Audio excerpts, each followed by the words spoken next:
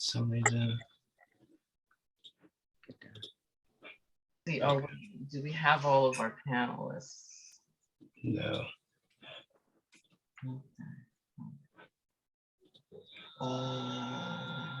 So let people in. I would like to. Yes. Okay. Okay, so we're missing. Okay. I'll keep watch on new people coming in a minute as they show up.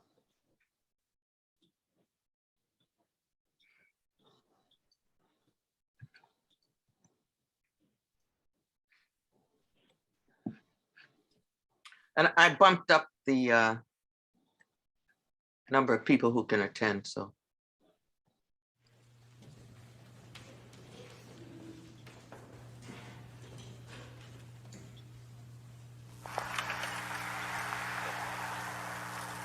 I couldn't help but notice you just sitting on the patio out there. What's that?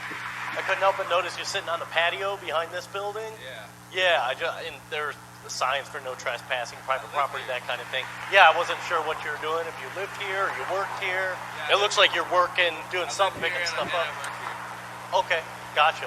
What's the actual address then? 33 Arapahoe. Okay, what unit are you in? I don't think I have to actually tell you that. Well, I'm just checking to make sure that you have a right to be here, that's Well, all. I just told you I lived here. Okay. And I told you that I'm working as well. Okay. Shouldn't that be enough for you? Well, I gotta verify it, just so I know that you do in fact live here. What do you need from me? If you have an ID with your address on it, that'd be great. Fuck, I don't believe you, man. Well, we've had some stuff going on in this area. I'm just doing my job, just making sure you belong here, and if you do, then great, and I'll be on my way. Okay. I basically think that these things are happening because there is no checks and balances in the justice system, and that a lot of our African American men, women, and children are being executed by the police, and there are no consequences. So in essence, I feel like it's becoming more and more repetitive. Every day you hear of another black person being shot down, gunned down by the people that are supposed to protect us. My son was a law-abiding citizen, and he did nothing wrong. And I always told them, whatever you do, when you get stopped by the police, comply, comply, comply, comply. And Oh Lord, my God, is there no help for the widow's son? We got to hang on by the strong grip of the lion's paw. Amen. Thank you, Mr. Castile. And Mrs. Castile, we will check back in with you, and we pray that you get some answers today.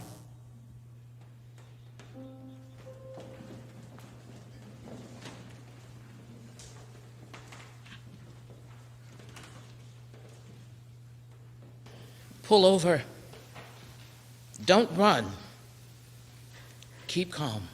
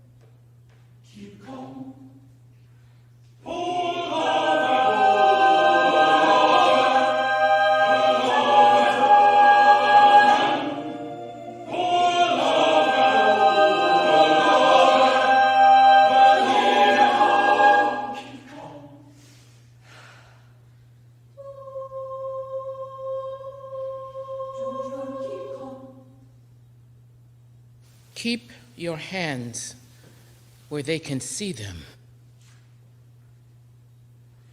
Keep your hands where they can see them.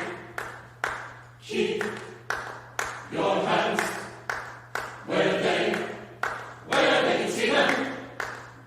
Keep your hands where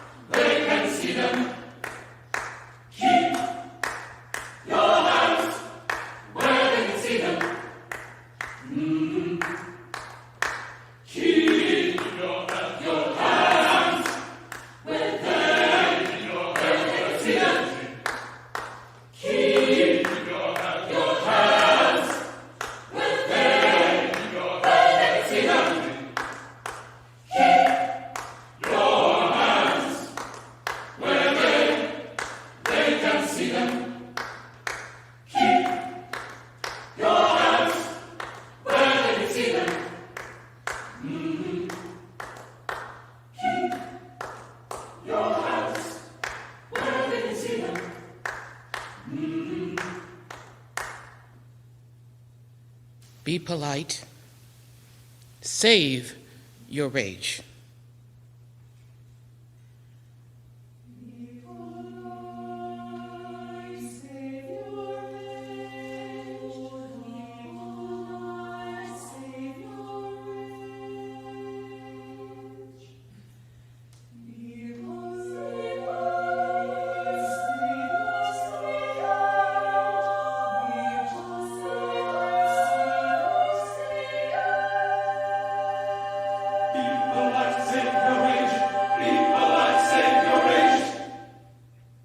Yes, sir.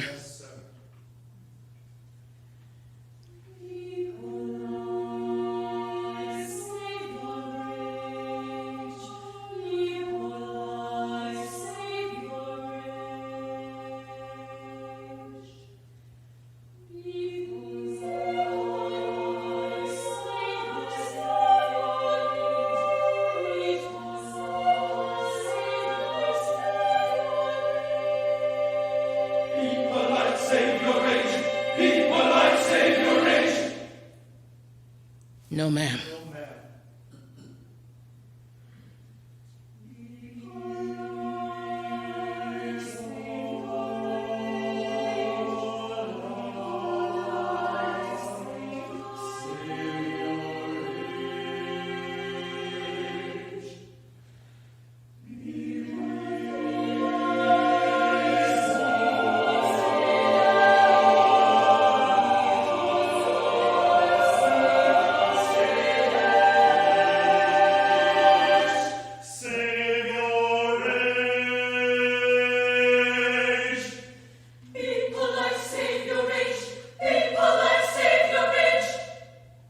Please.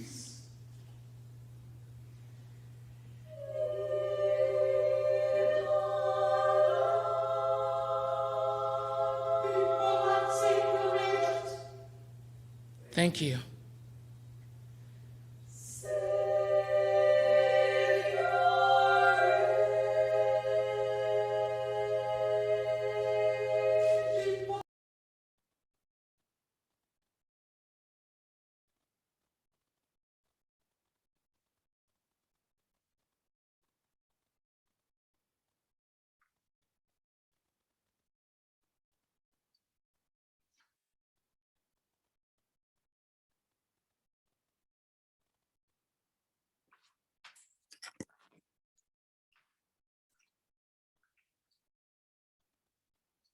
Good morning. And I want to welcome all of you who are here and project all who will be coming. This is a very important session that we're going to have this morning, a very important forum, focusing on community and police relations, particularly in Southeast Queens, although things that we're going to talk about apply to probably any community and certainly any minority community. As it said in the flyer, this is a critical conversation about making sure that our communities are safe and protected and wonderful places to live. Eastern Queens Alliance has as a goal to improve the sustainability of all of the communities within Southeast Queens. And sustainability, we're using that term with a very broad brush because we're talking about communities when we say sustainable, meaning livable for us now and livable for generations to come. And a part of that is the whole conversation about crime and police protection and what communities need to do to make sure that they themselves are safe. So this is promising. We hope that at the end of the 2 hours this morning, that we will have had not only a very robust conversation, but that we will come out with some recommendations that move us to the next step. We envision this as not just the one-of-a-kind thing, but that it's going to be part of a series. So it's the first in a series as opposed to just this one event. And we realize that the topic crime and police relations and the community, it's really multifaceted. It involves a lot more than just police and individuals in community. It involves a whole host of levels. So you're going to be hearing from some of those levels this morning. It also looks at a variety of aspects of what those in charge of criminal justice and so forth are faced with, those things that the community are faced with. We recently, I mean, there's been conversation about the increase in gang violence and the increase in guns and so forth. And so that needs to be looked at, and we definitely want a downturn in all of those things. And a central part of the conversation goes to race and culture and race relations. That film that you just heard, if you came in early enough, it's called The Talk, and it was a short video of a composition, of a choral composition written by Damien Dieter, who is a wonderful composer who happens to be Black, wonderful baritone, trained in the classical tradition. And he wrote this piece called The Talk. He said he wrote it, it was written about 2 years ago. He wrote it after all the conversations about all the kinds of things that are have been happening in our minority communities, particularly Black communities, predominantly Black communities around the country. And the fact that probably every parent of a Black child, and I'm including parents, white parents who adopt Black children, have had to have a conversation or the talk about with their kids about how to interact with the police. And so those words that were on that film, and those of you who didn't see the film, we're going to give you the link later, starts with pull over, don't run, keep calm, keep your hands where they can see them, be polite, save your rage. Yes, sir. No, ma'am. Please. Thank you. Key words that parents want their kids to remember. And then the hope, get home safely. Please get home safely. This is a talk, as I said, that most Black parents have had with their children, probably from the ages of maybe 8 up, because they are fearful, particularly if they have Black male children, that their children are going to be encountering the police in situations that might elevate into their kids getting killed. And so that's an important conversation to have. So we know that we're talking about guns, we're talking about gun violence.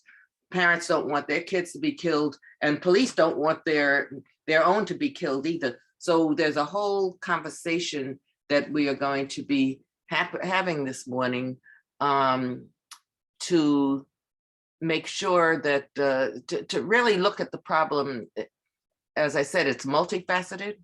It's a problem that, and I'm saying a problem, but it's more than just a problem. It's a myriad of problems, and come away with some recommendations. We have quite from when I looked at the registration, we have quite a range in terms of who's attending this morning. And so we hope it should be a rich conversation. So I am going to stop here. There's a wonderful committee that has planned this.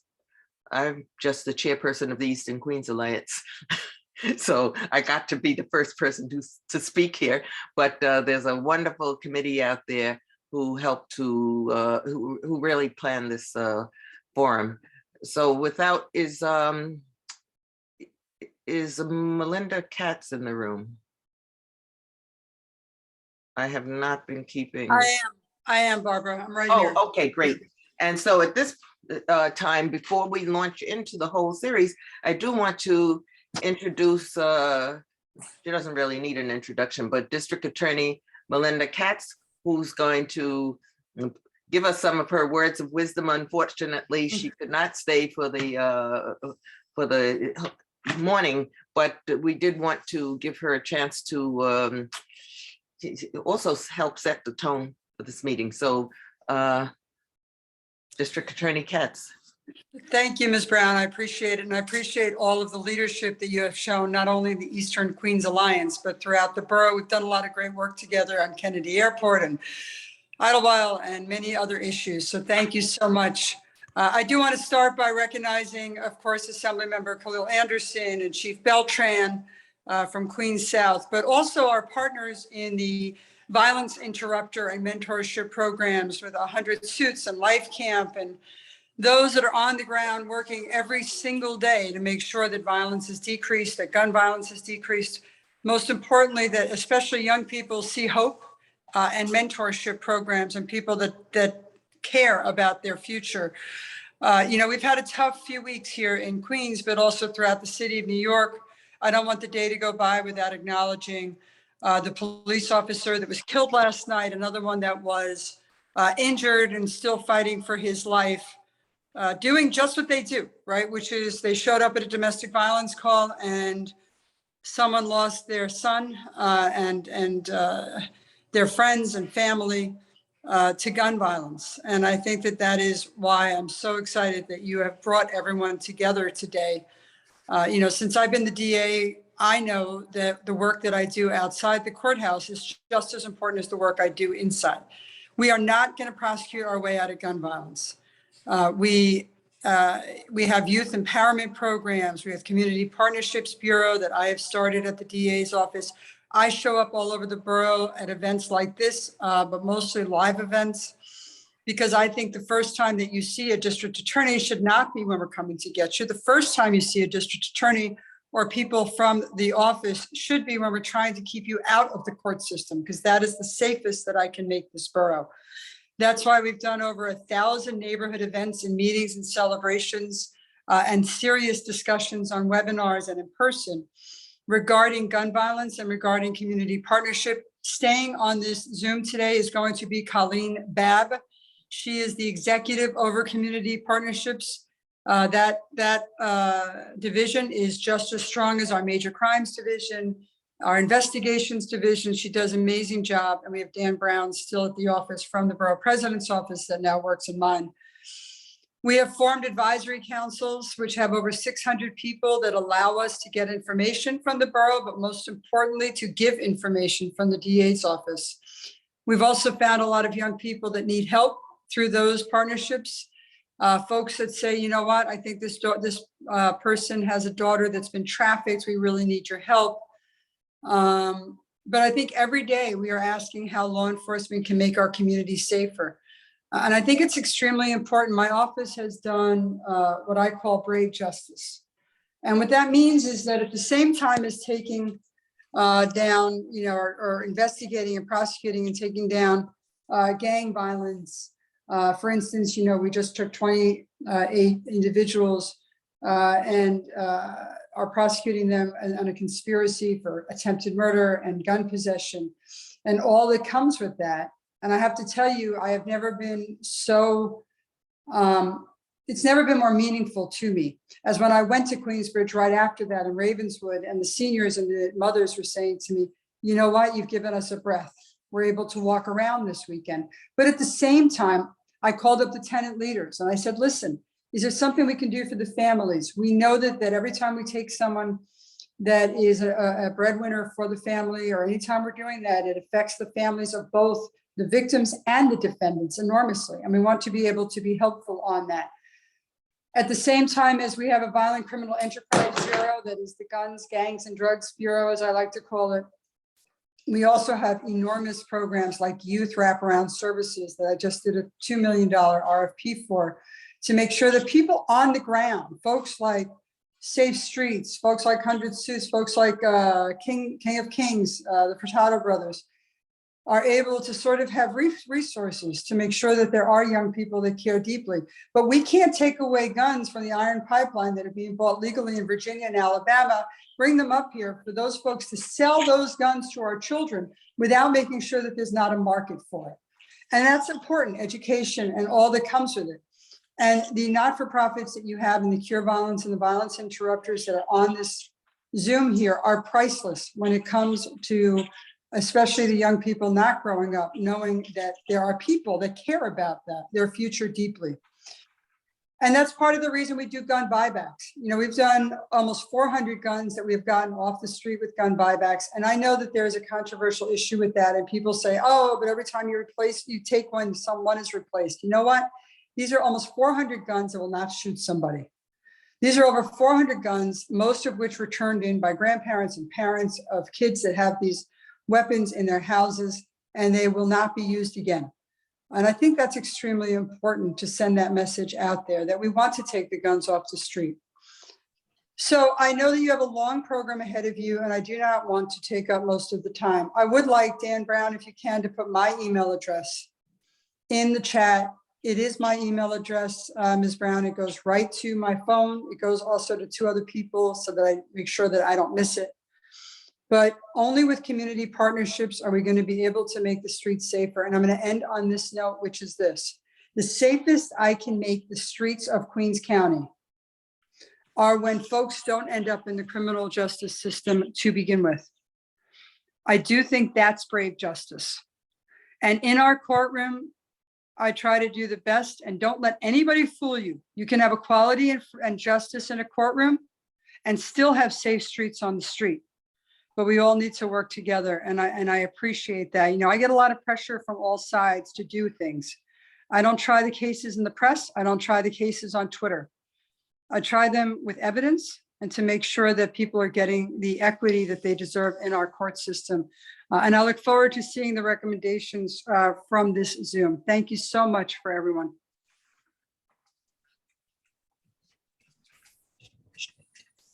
Thank you, D.A. Katz. Good morning, everyone. My name is Tanisha Morrison. I will be your moderator this evening. And again, on behalf of Eastern Queens Alliance, we'd like to thank you for being here today. I think the DA ended on the note that was the most important and the intention of this forum today, which is to discuss and identify values on policing and to emphasize the fact that building safe communities relies on more than just the activity of our police. It is a combined effort of police, city agencies, our crisis management system, elected officials, our community-based organizations, and our residents. And on that note, I just have a housekeeping item. Please keep your microphones muted during this forum. I know we've been in this Zoom space for about 2 years now. We all know what feedback looks like. Please keep your mics muted. And also in the chat, you can find the entire program for today, including the bios of our panelists.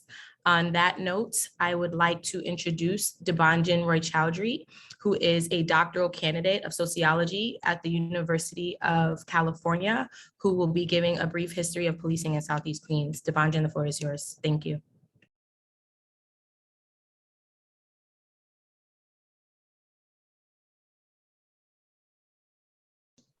Thank you so much, Tanisha. Good morning, everybody. Can everybody hear me all right? Yes. Please let me know if at any point there's any technical difficulty. We don't want that.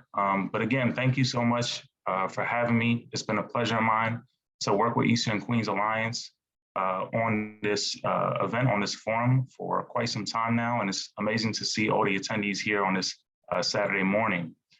So as Tanisha mentioned, I'm a PhD candidate in the Department of Sociology at the University of California, Los Angeles.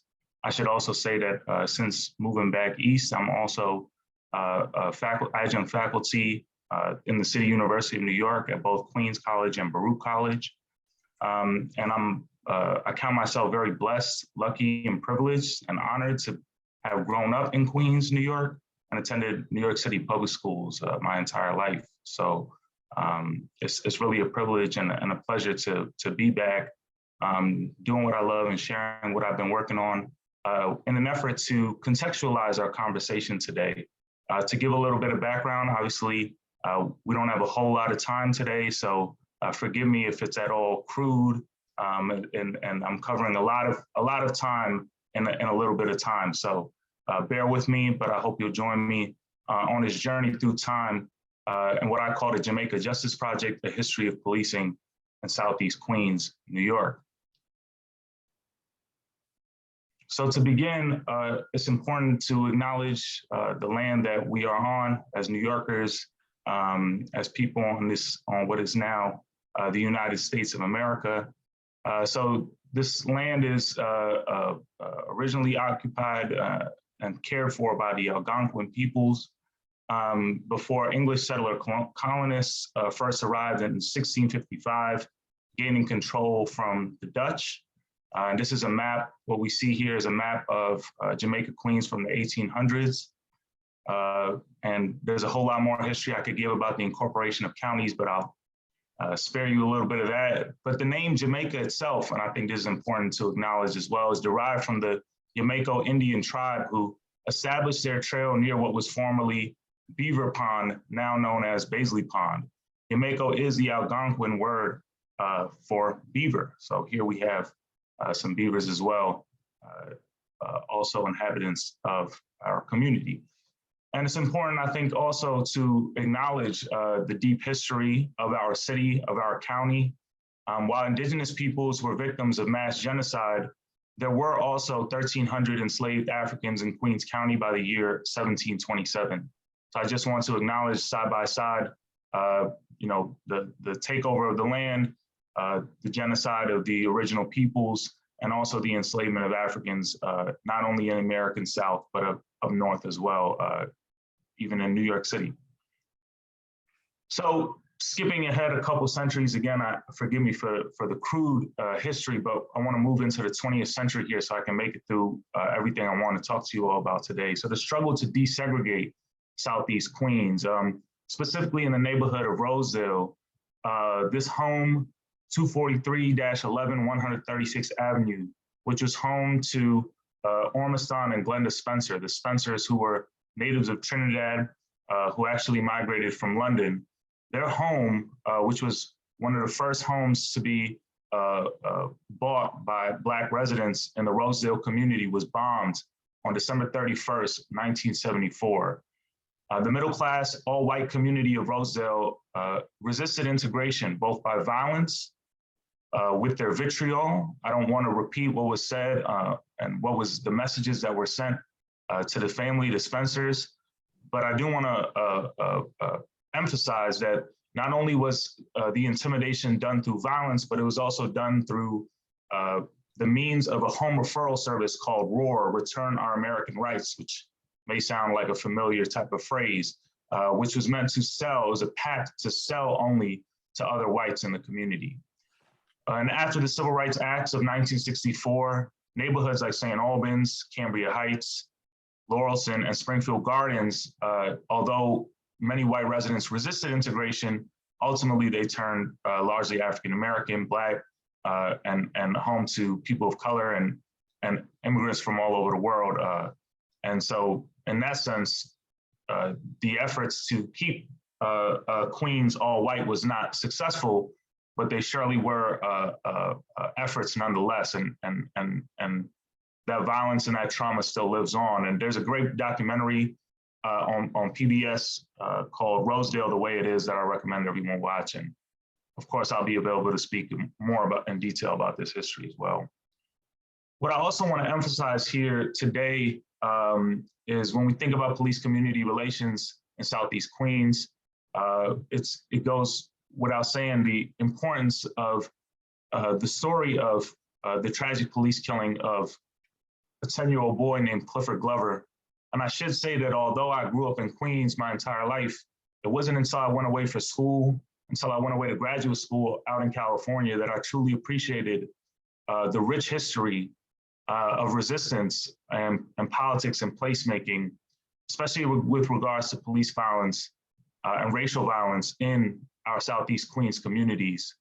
So on the morning of April 28th, 1973, 10-year-old Clifford Glover, who's pictured here, was shot and killed by plainclothes 103rd Precinct Police Officer Thomas Shea while walking to work with his stepfather at Armstead on 112th Road and Dillon Street. Glover and Armstead apparently fit the description of taxi cab robbery suspects. And here we also have pictured at Armstead himself and Clifford Glover's mother and youngest brother. Glover and his stepfather were afraid of the two undercover officers and ran from them, believing they themselves were about to be robbed. At the time, and I think still, Clifford Glover was the youngest person, or certainly one of the youngest people ever killed by New York City police. And I don't want to go through a whole show of hands of how many people have heard the story of Clifford Glover. I think it's especially important to tell as we're coming up on the 50-year anniversary of this tragic event. And I do want to also say that it's important that we recognize this communally and collectively as part of the memory of our city, of our nation, but especially our own community. Shea, the officer, testified that the boy appeared to have a weapon and that his father took the alleged weapon from him, and that weapon was never found. Glover was hit in the back by at least 2 bullets, so he was shot while running away. I apologize for the traumatic memory and imagery here, but it's unfortunately, part and parcel of this history that we're, recounting right now. The trial of Patrolman Thomas Shea, who's pictured here with his lawyers. In the hours and days that followed the shooting, armies of investigators scoured the streets and sewers, poured over court records, and arrived without warrants to search the homes of Clifford's family and relatives. This is what would be considered a parallel investigation, where officers try to essentially justify the actions of one of their colleagues who killed somebody while on duty. Shea became the first police officer in 50 years to be charged with committing murder while on duty. So you can see why this is incredibly historically significant to remember and think of this case always, especially in light of what's going on now. The jury of 11 white men and 1 black woman found him not guilty on June 12, 1974. Afterward, many of the jurors joined Mr. Shea and his lawyers at a Queens Boulevard restaurant to celebrate, and that image you see on the top right is that celebration. They told reporters it was possible Mr. Shea had been telling the truth about seeing the gun. One thing I wanted to emphasize with this chart on the bottom right is that following this tragedy and this case where ultimately the officer was acquitted, although he was let go from the department, is that if you look in 1971, 1972, and then 1973, you had the highest numbers of NYPD officers discharging their firearms in any incident involving a civilian. But in the years following this tragedy and the trial of Patrolman Thomas Shea, the NYPD did not discharge their officers nearly as much in every year since. And as you can see by the red line on 2010, the numbers in the modern day are much lower than they ever were at those times. So it's important to keep that in mind. I'm not claiming that it was caused by that. It could simply just be correlated, but it is interesting to note. Fast forwarding, it's also important to note, again, as we're thinking of the officer who was killed just last night in Harlem, the story of 22-year-old rookie 103rd Precinct Officer Edward Byrne, who in the early hours of February 26, 1988, was shot and killed on 107th Avenue and Inwood Street as he sat in a patrol car guarding the house of a witness, an important witness in a major drug case. This tragedy is probably a little bit better known and better documented than the tragedy I discussed prior. And not only that, but it led to swift political action. It led to the first use of tactical narcotics teams, otherwise known as TNT, by the New York Police Department, specifically in Jamaica, Queens, beginning on March 14th, 1988, so less than a month later. Tactical narcotics teams became the #1 priority of Mayor Ed Koch, despite fiscal belt tightening, meaning despite budget cuts in other areas. To pay for the program, the mayor ordered city department heads to trim their budgets to provide $32.9 million in the current fiscal year and $83.1 million in the next fiscal year. So as you can see, it was a major political priority for the administration then. And what followed was mass arrests, mass incarceration, what many refer to as either the war on drugs or the new Jim Crow. And this was on a national and federal level, as well as this was an election year, and it was between George H.W. Bush and Dukakis, and George H.W. Bush actually campaigned with Ed Burns' badge. So it goes to show how important the incidents and the events that occurred here in Southeast Queens were to the national police agenda. And finally, what is most recent and most dear to our hearts is the tragic police killing of Sean Bell that happened in 2006 on November 26th. And before, I just wrote that before hashtag Black Lives Matter, Queens and the rest of New York marched for Sean Bell after he was tragically killed by 4 plainclothes 103rd Precinct officers. The officers involved were acquitted in 2008, and it led to uprisings, protests throughout the city, as it did in the 1970s, and as it did throughout much of the latter 20th century due to police violence in Black communities. And I think it's important to note that in both the case of 1973 and in 2006, the officers involved were plainclothes, undercover officers, and that unit, the plainclothes units were actually done away with in 2020, and now there's conversation about bringing them back. So I just wanted to lay out some images here from the 70s to the 80s to 2006, and even more recently with controversy around the NYPD's surveillance programs of Muslim Americans in Southeast Queens as well. Just to lay out a sort of imagery of what we're dealing with, what we're thinking of, and sort of the different dynamics at play. So thank you so much for giving me the opportunity to present some of my work. Thank you to the Eastern Queens Alliance. Thank you to all the sponsors of today's event. I think it's wonderful that we're all gathered here today to discuss these very important issues. If you're at all interested in learning more, and I'll be in touch as well, and I'll share more about my work and my information, but I just placed my email there in case anyone would like to be interviewed or talk more about their own experiences with any of these historical events or things that are relevant to them. What I'm telling here is obviously an incomplete story, but I hope to, with more work and more learning, make that story more complete. So thank you very much again. It's been a pleasure, and I look forward to our hard work today. Thank you. Thank you, Debanjan. Again, in setting intention, I think knowing the history to know the future is really important, right? So I appreciate it, and thank you again for that. And with that, before I introduce our esteemed panel, because we do want our audience participation today, I would like to ask a question of our audience, and this is a chat right only, please. What are 3 words that come to mind when you think of police and policing in Southeast Queens? And while you all answer that, I will be introducing our panel, and I'll ask it again, and please utilize the chat. What are 3 words that come to mind when you think of police and policing in Southeast Queens? And with that, I am going to introduce our panel.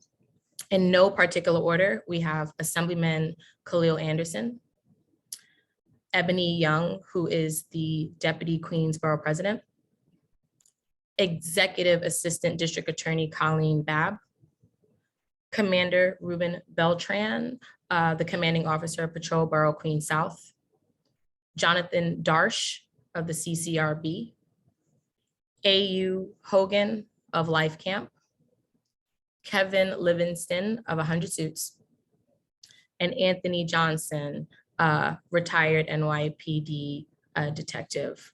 And I'm going to jump right in. And this question is for all of our panelists. I will just call your name out, and I would really love a concise response. What do you see as the role of police in our Southeast Queens community?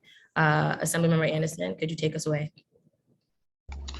Thank you so much, Tanisha, and thank you to the Eastern Queens Alliance for your foresight and vision and making sure that this panel was brought together in a comprehensive way.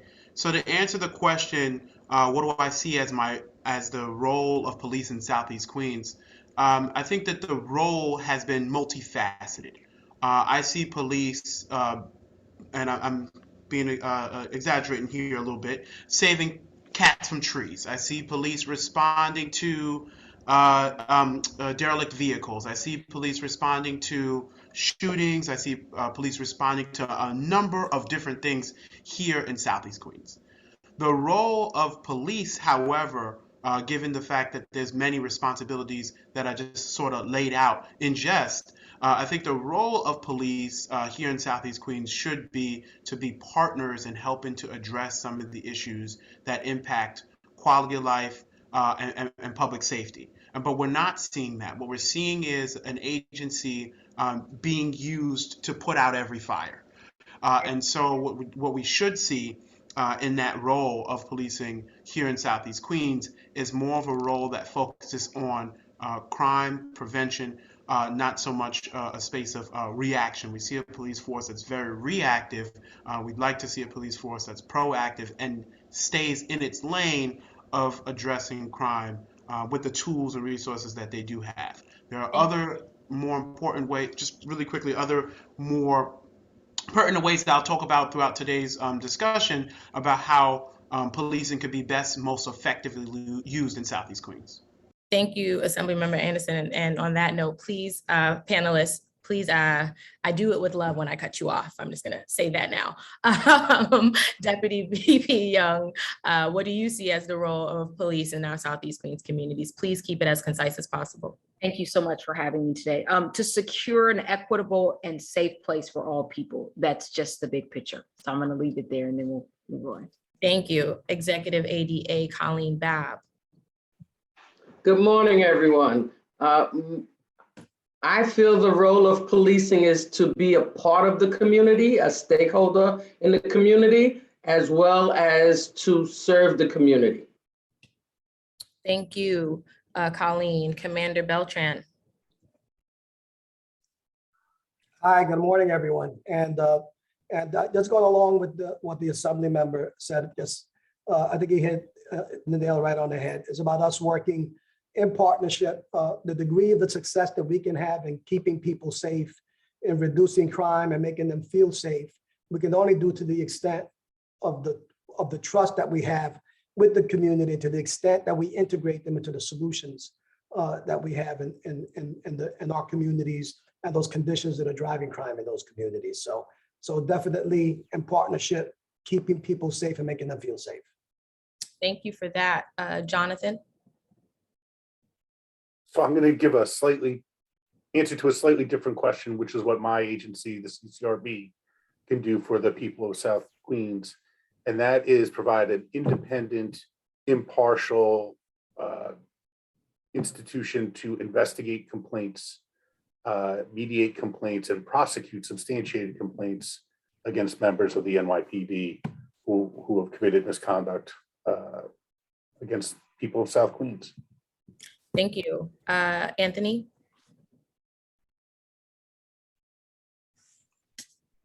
Mr. Johnson? Yes, good morning. I think the question can be also answered in that you as a police officer or just a regular citizen have to take stock in the community. And when you see things that need to be corrected, you don't wait for someone else to do it. You get involved. And I must say some of the things that have been repeated earlier, as far as the history of Southeast Queens, I was part of that history. And I know that as time goes on is that I'm looking at basically the video again, and that we have to take this community back, or our city back. And but the role of the police are to protect and serve, and also the role of the police officer when he takes this job is that he's making a commitment. Not everybody's called to this job, but he's making a commitment to make a difference in this environment. Thank you, Mr. Johnson. AU Hogan? Yes, good morning. Just quickly, the first word is accountability, and then also be a collective partner with the community to put it on a different level where there are strategic and specific acknowledgements of the lack of resource in our communities. How do they become partners in helping us with those resources, looking into the family network in the community as a whole, and address our communities as such. What has happened, and I'm just going to say what has happened in the past, as we looked at Clifford Glover and Brother Bell, and so many more that have not been mentioned, is that there's a particular separate approach when you deal with community, albeit we have gotten better, but we have gotten better with the same results. Thank you for that, AU. And last but certainly not least, Mr. Livingston, what do you see as the role of the police in our Southeast Queens community? Good morning, all. My prayers first off is to everybody who's been affected by gun violence, and particularly this month. So my prayers goes to all the families. My thing about the role for the NYPD in the community is to really know the fabric of the community that you're working in. So often we would have cops come into, I remember when the 103rd had impact officers go into Parsons and Jamaica Avenue and were just standing there because they did not know the fabric of where they were going and didn't have the relationships to make that happen. So I believe that what police looks like in our community is to know the fabric of the community and how diverse Southeast Queens are. Thank you. And just looking at the chat, I'm just going to name some of these to ensure that our panelists see them. And it's to partner with the community to maintain the safety and security of said community. Some people are saying distrust, bias, disillusion, anger, fear, lack of, mediocrity, indifference, and average. And these are just a few. The chat is going. So I would just implore our panelists to go ahead and go look at that. But moving on, I did want to talk a little bit around the impact of legislation and policy on policing in our communities. And this question is going to be specific to Assemblymember Anderson, Chief Beltran, Jonathan, and ADA Babb, but anybody who has some thoughts on it can jump in as well. But what current day social, political, and/or legislative trends present the greatest challenges to effective policing in our Southeast Queens community? And how have these trends impacted community and police relations? Assemblymember Anderson, would you like to jump in first? Yeah, thank you. What a timely and an appropriate question. For folks who don't know, I was elected during the height of the George Floyd killing. And during that period, the tensions between police and community were at an all-time high. And, part of what we do as legislators is try to make sure that those relationships work well and that resources are coming into the community. And I think one of the challenges to ensure policing is effective is the philosophy that's used when policing occurs. There's not a philosophy of proactiveness. There's a philosophy of reactiveness. There's not a philosophy of community. There's a philosophy of we have to catch the bad guy. And so from the top, there might be this idea of community police relations and trying to bring folks together and sort of those important factors, but it's not often trickling down to the bottom. I also see another issue in relations to police community relations and how legislation is impacting that. We're seeing more resources go into the department, and less resources going into more preventative measures like our cure violence and crisis management systems, and perfecting them, right? Because they're not perfect. We're seeing resources move away from addressing the core issues of why crime exists in our communities. There's I was just reading a study that talks about how every crime or crimes that occur as it relates to food insecurity, there's a correlation. For every 1% increase in food insecurity, there's a 12% of the like increase of crime. And I don't see that as the role of the NYPD to address the issues of food insecurity. That's our job as legislators and our many community partners who help us with co-governance. And so I think that how we work to address those disparities and some of the trends that we're seeing is investing more directly in the family, directly in the individual, and directly in root causes as to why crime happens in our communities is how we'll work to address and reverse some of the trends that we're seeing in the social space, whether it's the trends of tension, whether it's the trends of increased gun violence, whether it's the trends of the like. And I think that that's the ways that we could begin having those discussions to address the core, the root. Thank you, Assemblymember Anderson. I do want to note that I see a hand raised, but I am not going to call on that right now. We have an open forum section after the panel, and all questions will be asked then. Chief Beltran, what current day social, political, and/or legislative trends present the greatest challenges to effective policing in your viewpoint? And you're muted if you're talking. I see the hands moving.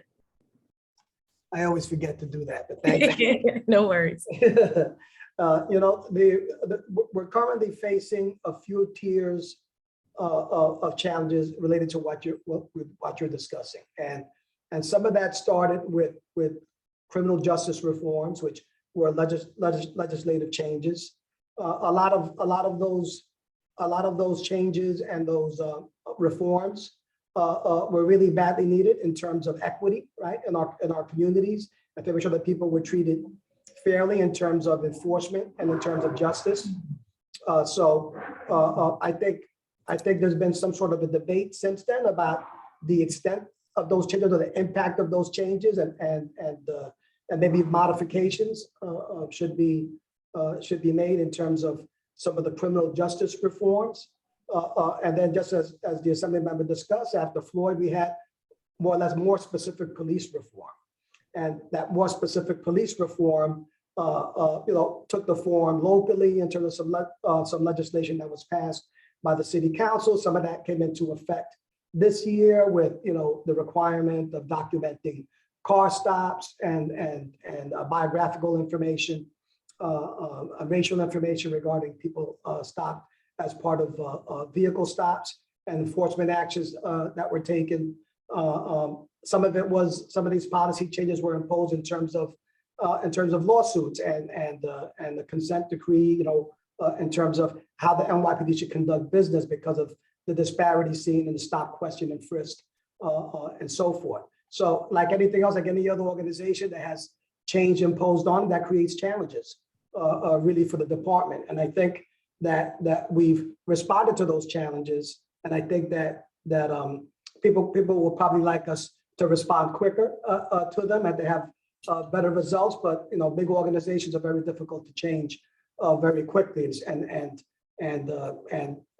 as a result of those police reform changes and conferences that were held and input that was collected, there was an agreement that NYPD and the city would commit to, I think ended up being almost 133 changes in a few major categories.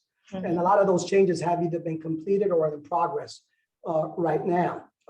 So that's impacting policing and how we change and how we communicate those changes to the community that we serve. And then lastly, the last tier, of course, also involves legislative, but it's really more the executive change that we have a new mayor that's going to have new policies in terms of what we prioritize in terms of our enforcement and what are going to be the priorities for the police department in terms of restoring a sense of safety and reducing fear in the community. So all those things are really giving us challenges.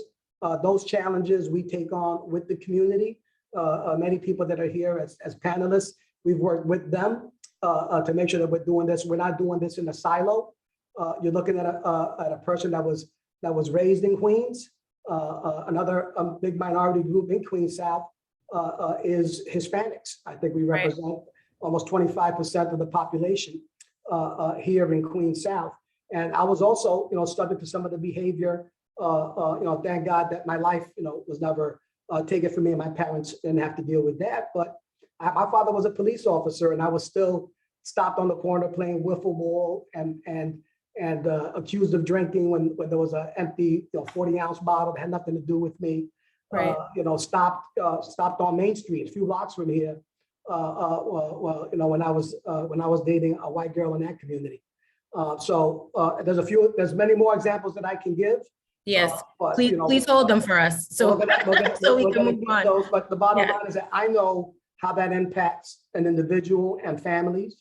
Right. And I made sure that implementing those policies here in Queens South, that we're aware of them and that we're sensitive to that, and that we're looking to improve those relations with all our communities. Thank you, Chief Beltran. Please hold those thoughts. We'll get back to them later. Jonathan, I would love to know from the CCRB standpoint, any challenges that you have seen or legislative trends that have impacted you positively or negatively within your work. So last year, the City Council added to the CCRB's jurisdiction racial profiling. Traditionally, the CCRB would investigate individual incidents of encounters between civilians and police, but wouldn't look to the larger question if those policings were part of a pattern of profiling, whether based on race, religion, gender expression, or any other protected category. That changed last year when the council, led by then Public Safety Chair Adams and now Speaker Adams, enacted legislation giving the CCRB jurisdiction over racial profiling. And as we are going into 2022, we are building that unit that will conduct those investigations, working with community groups to make sure we're building the unit the right way so that we're actually looking at issues that people care about. But we are going to be confronted with a major legislative hurdle, and that is most of the encounters between civilians and police are sealed. Very few encounters between civilians and police end up in the type of conviction that would be that would leave the police paperwork and the body-worn camera footage available for my agency to review. And since body-worn cameras have been implemented, that footage has become extremely important in letting us determine what actually happens in events, in encounters between civilians and police. And so we need relief from the sealing statutes if we are going to be able to do the job the City Council assigned us and be able to look at the body-worn camera footage and paperwork that we need to review cases and see if there are patterns and practices of improper profiling. Right, thank you for that. And last but not least, EADA BAB, I would love to know your thoughts on these trends and challenges. I think the two biggest impacts and effects would have to be the George Floyd movement. It required the police department in this city, as well as across the nation, to look at how they engage the community, how they interact with the community, and their relationships with the community. Because they are all one, just on a spectrum, whether it's the conversation you have with them socially, whether it is responding to a call, or whether it is dealing with an arrest. How you deal and engage with people is important. The communication, the relationships, the credibility, and the trust. And the George Floyd movement pulled the covers back on how that was existing and how it needed to change. I think the biggest impact, the second biggest impact in New York City would be the chokehold legislation. It then too affected how the police engage with people, when there is an arrest and a confrontation, how they engage with them. So I think those two.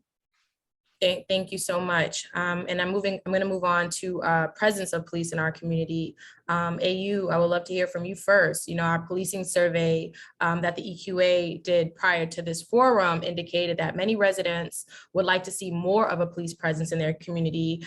For example, foot patrols and more NCO engagement, which is the neighborhood coordination / community officers. However, some respondents feel negatively or even indifferently about the police presence. How do you, right, as a credible messenger, reconcile these differences within your day-to-day operations while we develop better public safety initiatives? Yeah, well, first I think that, both entities, community and police, have to learn more about self.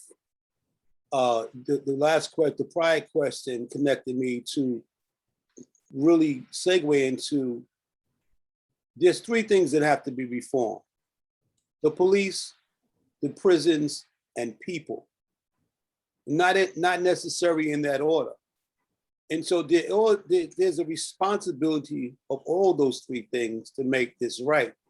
So when you have a certain amount of people say that they want more police presence, it's the people, who are not affected negatively by the constant relationships daily with police officers. These are people who go to work, come home, and they should have a safe environment and a safe space to get to work and to get back home. And what happens is that we have separate communities, in our communities where people demand, defunding the police. Other people would say give police more money. What happens is that there's an example, like if you were a child and you had a $10 allowance, and eventually another child comes along and your mother takes that $10 and it becomes $7, and then she expects you to do the same stuff you were doing and also watch your younger sibling, it becomes some kind of setback, when that child is not getting that same lot of money. So what happens is when you look at the police budget over the years, even before my trusted Chief Beltran had come along, there was balloon budgets. And, when you have a balloon budget, and as Assemblymember Anderson had said, when you don't address the lack of resources in our communities, this becomes more problematic when you take money away that shouldn't have been in the first place and try to develop families and communities. So I think police presence is not a problem, but what is the identity of the police that get there? Who are these people? After the academy, there's a great part of self that has to be removed and able to deal with this community. We have to get a sense of training officers where they still remain intact of who they were before they became into the department, and before they went to academy, that mostly changed the way they look at other people. And it's just a fact. This has to be done. Nothing wrong with more police, but we have to make sure that these police are correct and connected to our community. Thank you, AU. I think that was a mouthful, and it was duly noted. Deputy VP Young, I would love to hear your thoughts on more police presence and the lack of it, this balance that specifically is happening in Southeast Queens on a day-to-day basis. What are your thoughts on reconciling those differences? Go ahead, sorry. I think leaders, we all have a responsibility to think about how we create the spaces and the places for us to connect and emerge on a different vein. So that means, how do we see the safety officers? How do we look at our community leaders? And how do we proactively engage them through conversation, through healing sessions prior to us getting to the point of confusion and negative engagement. And so that is outside of our normal places that we may meet our officers or meet our community leaders. We find these spaces to have the right conversations proactively. And I think that is really around both the officers being proactive in the communication, the engagement, the conversations in happy times. Right? When times aren't as critically dangerous, but in spaces where they can feel and be interactive and communicative. And so I think that is our responsibility as leaders. That is the safety officer's responsibility to be proactive in that process. Thank you, Deputy BP Young. Mr. Johnson, would love to know your thoughts before we move on. Yes. I heard a few comments that I sort of disagree with. I'm a product of Southeast Queens. I raised my family there. I became a police officer there. And it didn't change my philosophy of what community was all about just because I finished the police academy. You're given training, but you got to have common sense once you come out of that training to be effective. I've worked with several individuals who I've actually changed their mindset when they serve in the community. And I think some of the recruitment that the police department has done over the years, they sort of did themselves a disservice because I feel certain places, they didn't look to be active in recruiting candidates for the police academy. In saying that, the training has improved. I have skin in the game. I have a son who's a detective. I have a daughter-in-law who's on the police force. So, you know, I've heard people say my kids will never go into law enforcement, but I would never encourage mine not to go in law enforcement because when you take on this responsibility, it's a blessing for one, because you know you can help somebody and give them proper direction. But if your heart is not into that, then you're going to take the short way out. So I've always been that type of person. And like I said, I work with EQA, I work with Southeast Queens Community Partnership, I work with the DA's office to do and make time to make a difference in the community. And I'm looking at some of my friends who were in that battle with us. But I do want to say that law enforcement is an opportunity to make a betterment for everyone if the communication piece is right. And if that's right, then nothing can stop you from accomplishing your directive. Thank you for that, Mr. Johnson. I'm going to just anonymously read out one of our survey comments with regard to interactions with police, because I do think it's timely. I was driving down Springfield Boulevard near the Stop and Shop on Merrick. And detectives pulled me over and asked me if I had guns and drugs. They illegally searched my car without consent and made me sit on the ground while they did so. They never gave a reason for stopping me. And then when they found nothing, they gave me back my ID and said that I can go. How would you respond to this concern, and what can your office do to address concerns like this, right? The reality is within communities of color, there's a belief that community members are less likely to be treated with courtesy, professional, and respect. How would you respond to this? Chief Beltran, I would love to hear from you first. First, I'll unmute. Definitely this is concerning. So I guess what would be most concerning to me is the time frame of when this happened, right? Because I'm hoping that things are improving and things have improved with my oversight here in Queens South for the last 2 years. But regardless of when it happens, kind of an example of what creates a distrust really with the community, right? One of the local laws that was passed was right to know. So as part of that interaction, there should have been an exchange of information between the police officers and the person being stopped about their rights in terms of being stopped and also identification of who those officers were. And a lot of times it's a matter of perception on both sides. This is somebody with 36 years of experience.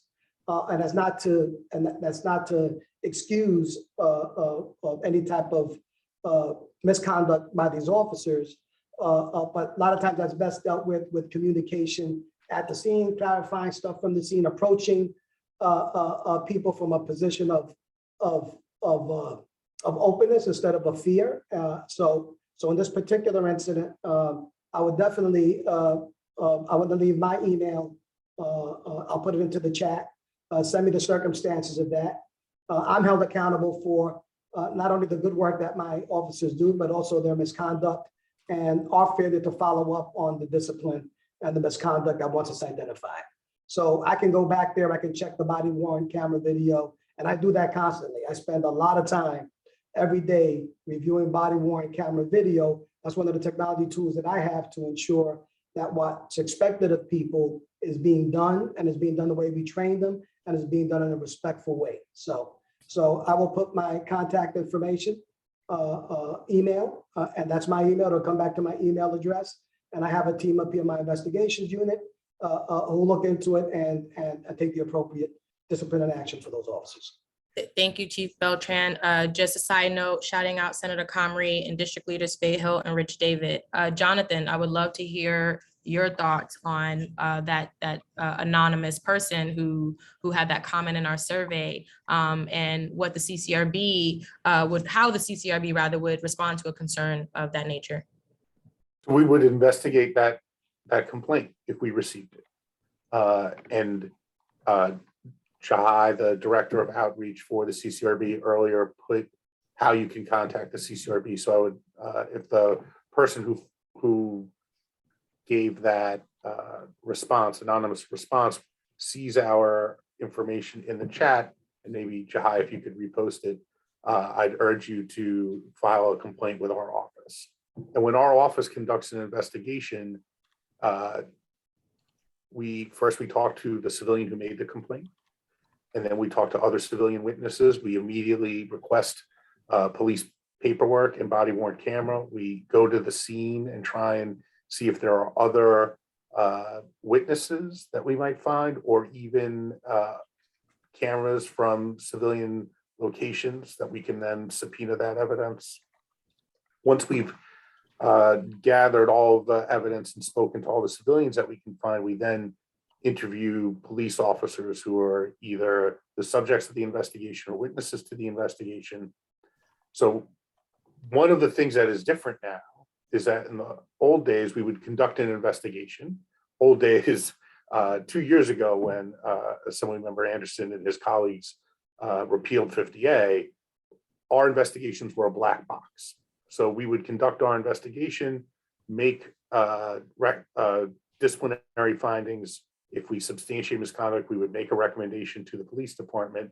But there was very little information given to the person who made the complaint, but also very little information available to the community about the officers who are policing. And now that 50A has, Civil Rights Law 50A has been repealed, the amount of information that is available to the public, but also to the people who have filed complaints, is vastly expanded. And one of the things that we can do now is explain to people why sometimes we do not substantiate allegations of misconduct, because they're. No, finish your thought, Jonathan. Go ahead.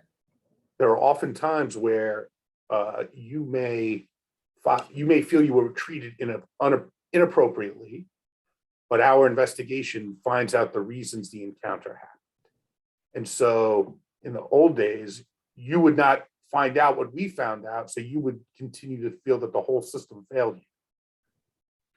But now you have the ability to get the information that explains why that encounter may have taken place. And I think that change is something that a lot of people don't know about, and it has made our agency much more effective as a tool of the people who feel they were victims of misconduct. Thank you, Jonathan. Assemblymember Anderson, and then I'm going to move on to the next question. Just to bring it back, how, as your office, as a legislator, would you respond to a concern of that nature that came from our anonymous survey participant? Yeah, thank you. I actually appreciate that question because we did get a complaint this week from a constituent in the Rockaways who had a negative interaction with a police officer from the 101st Precinct. And I usually try to make sure that my staff vets and reads emails and stuff, but this one just landed in my lap, and reviewing it and just hearing, not actually hearing it, in real time, but hearing it through the words of this constituent, the experience that he had being stopped by an officer here in the Rockaways, and just a discourtesy. I always encourage constituents to file CCRB complaint reports, because I think one of the issues, within our community, within our circles, is we complain to each other, but we've got to get these things in writing. There has to be data that helps back this up. And so in addition to encouraging them to fill out a CCRB complaint report, I have resources on my website, if you go to nyassembly.gov /Khalil Anderson, you guys will see on my website, you can click right and go straight to the CCRB website, so that if you have any questions, concerns, or feedback around this, you certainly can do such with that agency. But I also encourage folks to go to their precinct council meetings, to speak to captains, to speak to neighborhood coordinating officers, to speak to community affairs officers, if they feel comfortable, to have those tough conversations. This is a space where we understand that the partnerships are necessary, but there has to be a level of respect and accountability between the two parties. And just, can I just comment on one other thing? Sure, I think, very quickly, please. Really quickly. I think as we're having the discussion about like safety and talking about how communities feel most safe and what we can do to make sure communities feel most safe, we have to talk about the false choice that our communities have been given. The false choice is that, and it's to the surveyor's point in regards to wanting to see more police, we've been given a false choice, a false equation. We've been told that police equals safety. And that's the only way that we can be safe in our communities, if someone wearing a uniform and a badge can walk through our Assemblymember neighborhood. Anderson, I want you to hold that. I need you to hold it, because we're getting there, and I want you to explain that in full. Just hold that for me, because it was deep, and we're gonna get into it. Let's move I will on. yield to our gracious monitor. Just hold on, okay? AU, Kevin, if you are still here, Chief Beltran, and Anthony, I will start with you, AU. What is the crisis management system? Please let us know. What is it? How does it work? What does it do? And then for you, Chief Beltran, when Kevin and AU explain, I would love to know how you all are working with our CMS groups to keep our streets safe. AU, the floor is yours. Tanisha, could I yield to Kevin Livingston first, so I can clean up after him? Yep. That's good, brother. Please forgive me. Part of the work of the crisis management system, which we're relatively new to, but not new to the work in general. We have a participant here who's having a moment, so please forgive me if I'm bouncing back and forth, but he needs our attention at this moment. We just started with the crisis management system in July, but we are a wraparound service. We have a staff of outreach workers, violence interrupters, school-based work. My staff did amazing work on Friday. We were able to intervene 7 fights in IS-59 on Friday alone, walking some students home. There was a pepper spray incident. We was able to rush K95 masks to the hallways to the affected parties. But CMS to me is something we are new to it. However, we've worked with the crisis management system throughout the years.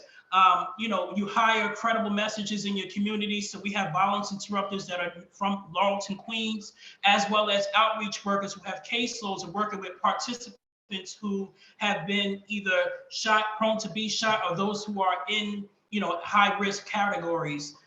We have a great relationship with the 105th. They do let us know of young people that we need to reach out to. And, it's been amazing. We represent some of our young people. I have 2 that I have to represent in court on Monday, just to make sure that they are wrapped around with services that they need to be successful. one of the things that myself and my superhero staff do is that we don't only target just the participant, but we wrap the family around the services. So 100 Suits Reach is not just through CMS. We also have hands inside of Rikers Island and ACS Children's Center. We have program managers inside of housing units on Wednesdays from 10 to 4 inside of Rikers Island, which we start back this Wednesday. So we are proud to be a part of CMS to further the mission, which I think is amazing. But it's community-based that we need. We need to have community support for this work. Our catchment area is from Laurelton Parkway to Springfield Boulevard, from 133rd to 135th. But also, we have to also put attention on Springfield and Conduit, but we know that's not a spot that is taken right now in regards to somebody's catchment area, but there's a lot of issues over there. So we've been going over there after school by Popeyes to make sure that we start working with some of those young people over there. So I just want to make this statement really quick, because one person can lead to 3 different things. We broke up a fight on Friday. Speaking to a young person, he learned about our services. He told us his friend just came home who's 17 with a gun charge. We was able to get him services.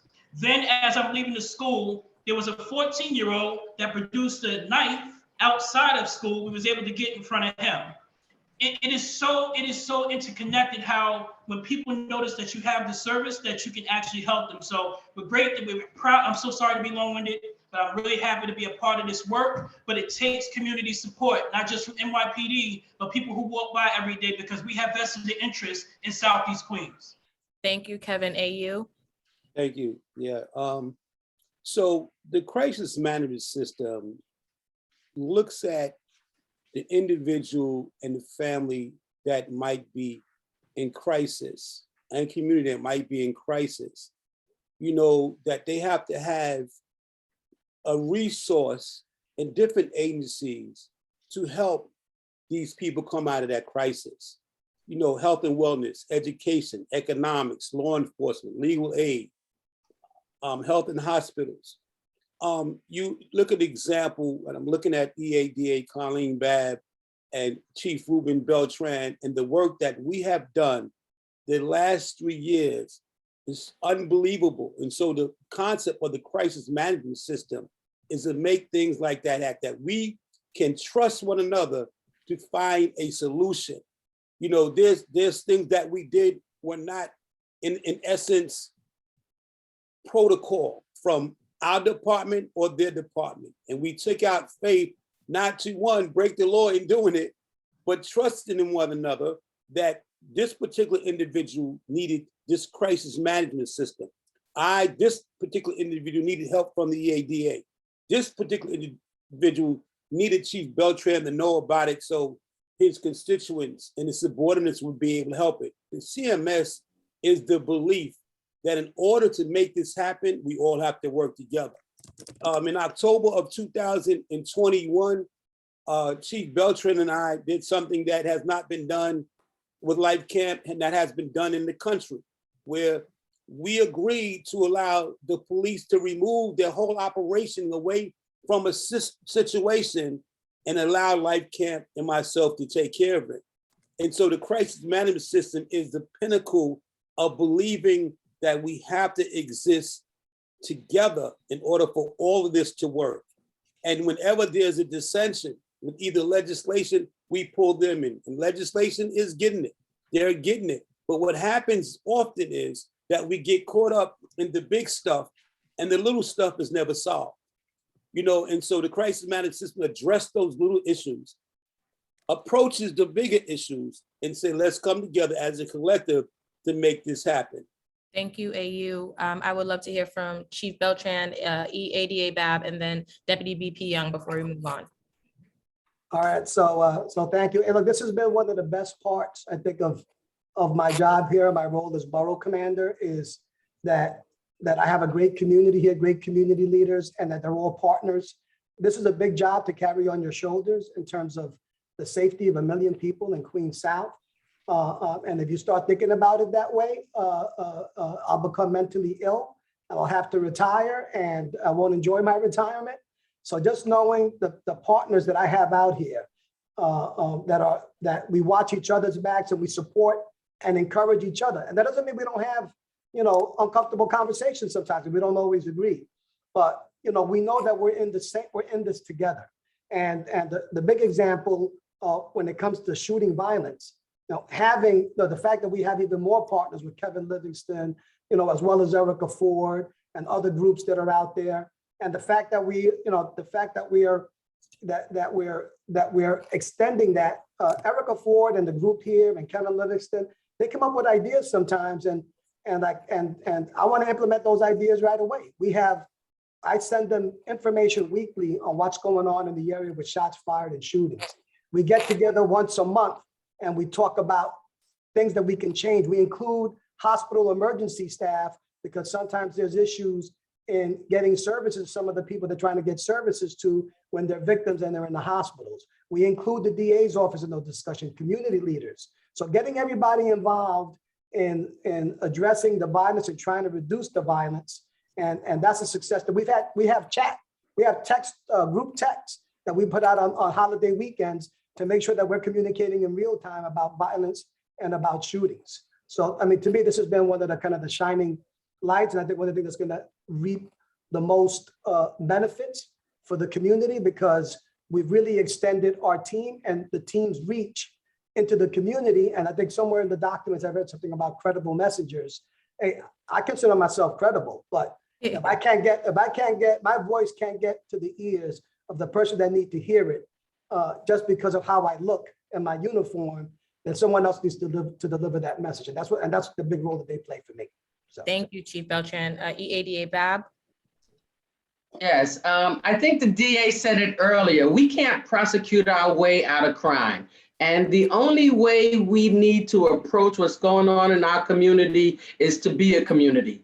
And just to piggyback what everyone is saying on this panel earlier, we all need to be stakeholders and all need to have a role in this. That's the only way the community is going to feel safe and actually be safe.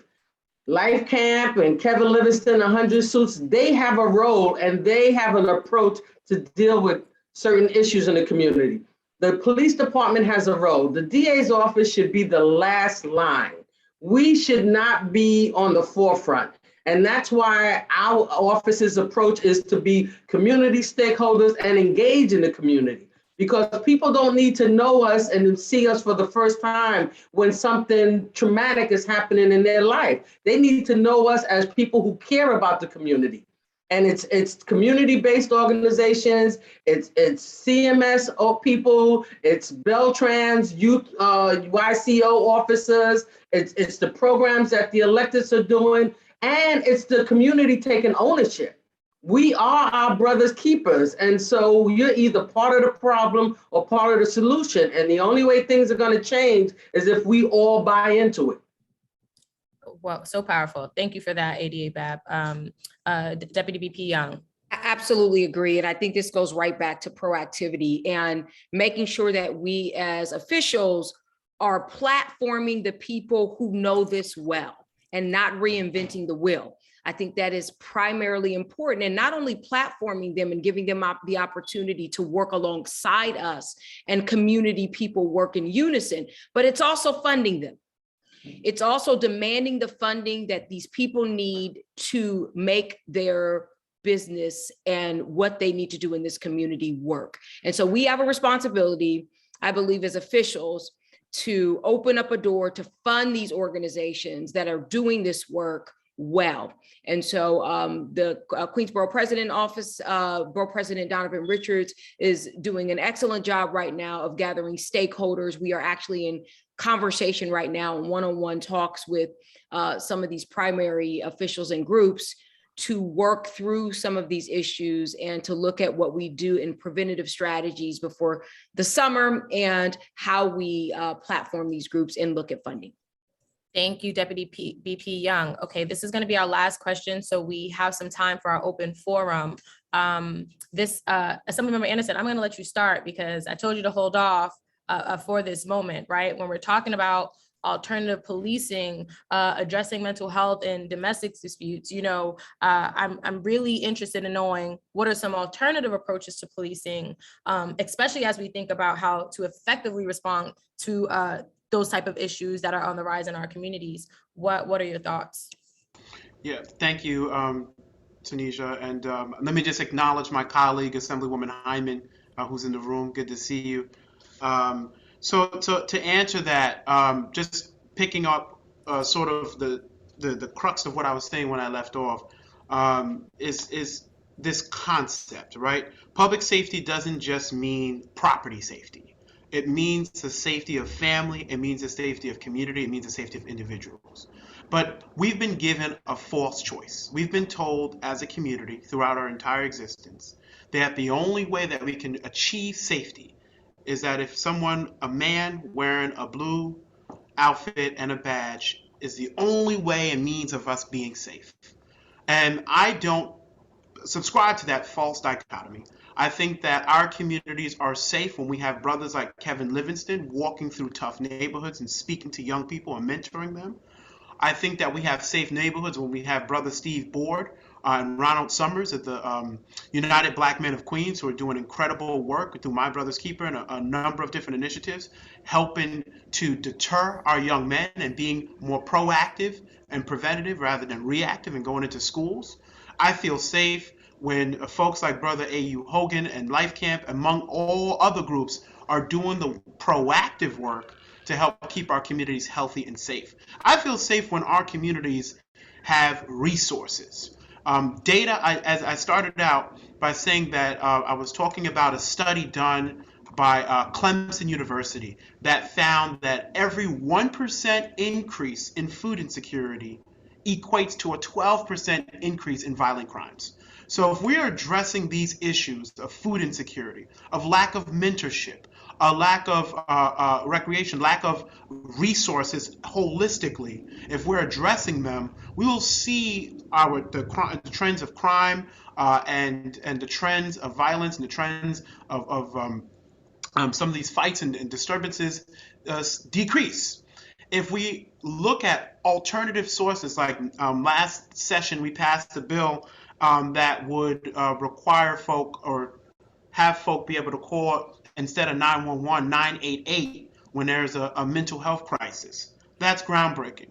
We're hopeful that we'll pass legislation that would put a residency requirement on the NYPD, requiring folks to live in the neighborhoods that they police, because that very important local experience of the neighborhood is so important. It'll impact the philosophy in which folks police. That's something that we need to get done.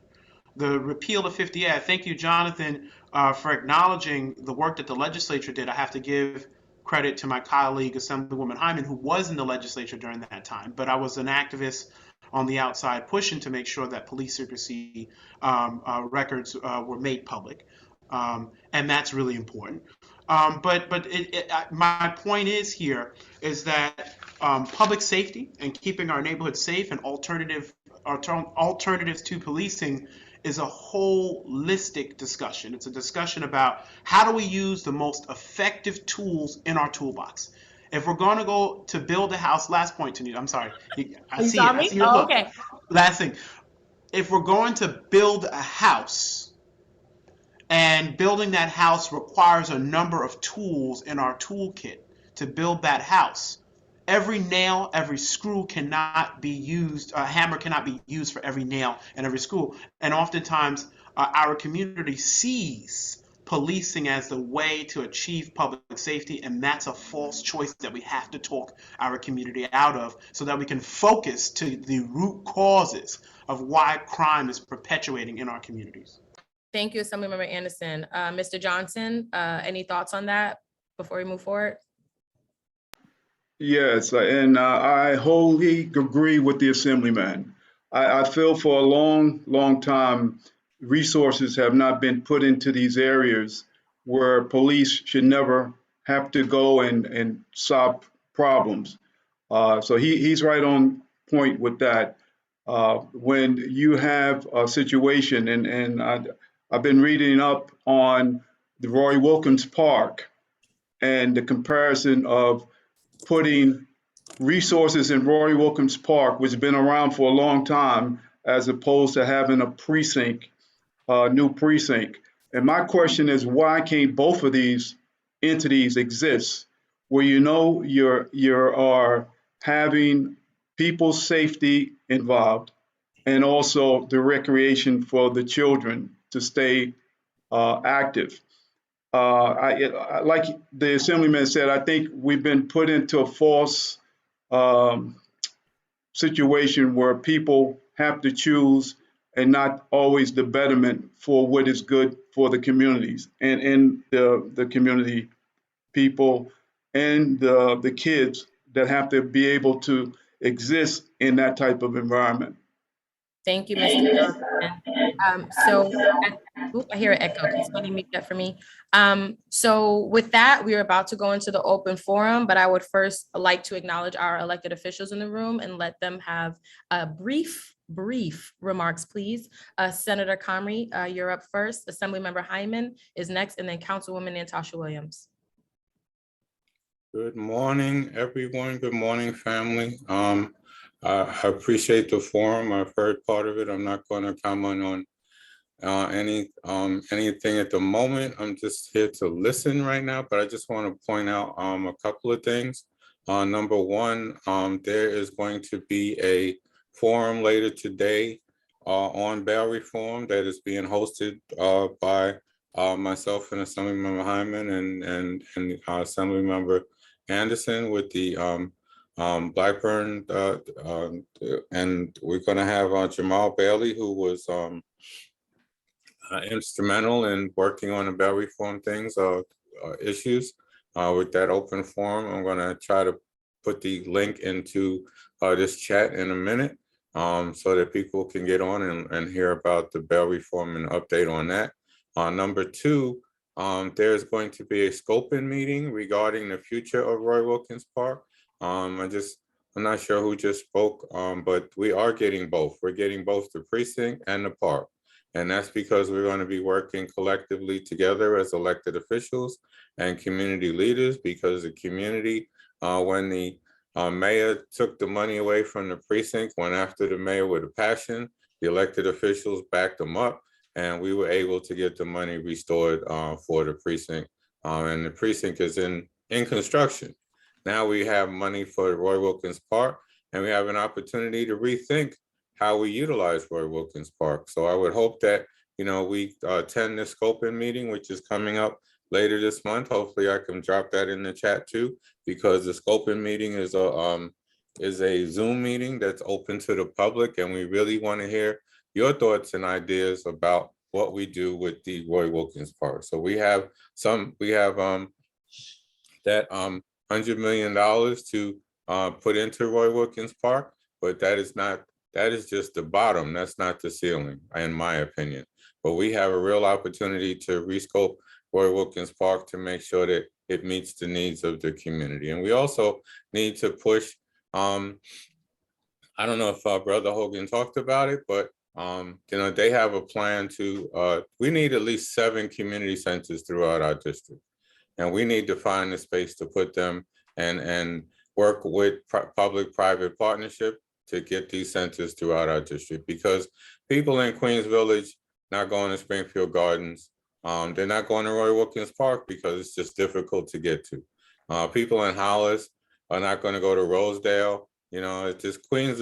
We need to get community centers within our communities, hopefully through a network with the middle schools and the elementary schools, where we can have our schools open until 8 or 9 o'clock at night.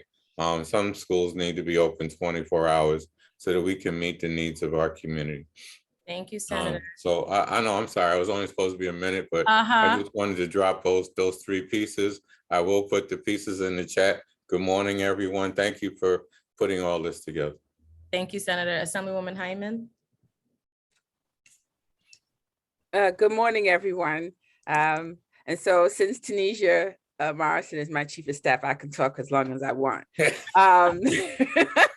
Is that how that works? She's doing a wonderful job as the moderator, and I would first like to give condolences to the NYPD and for the officer that was lost and the officer that is struggling to survive. And I would also say to the CMS workers, our peace force, thank you.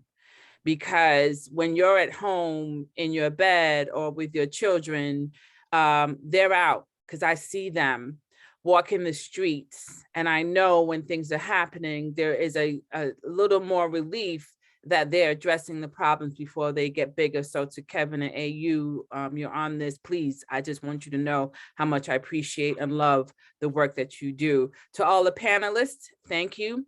And I just want to point out 3 things. First, if you notice the NYPD, the amount of recruits kind of look like this room, majority of this room. If you look at how many Black women are becoming police officers and how many 20 years ago, it didn't look like that.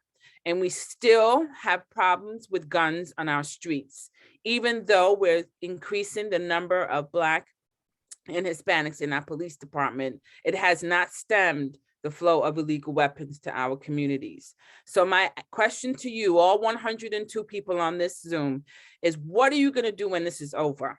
Are you going to attend your block meeting, your civic association, your sorority if you haven't been active for a while? Are you going to attend your church, your mosque, your masjid?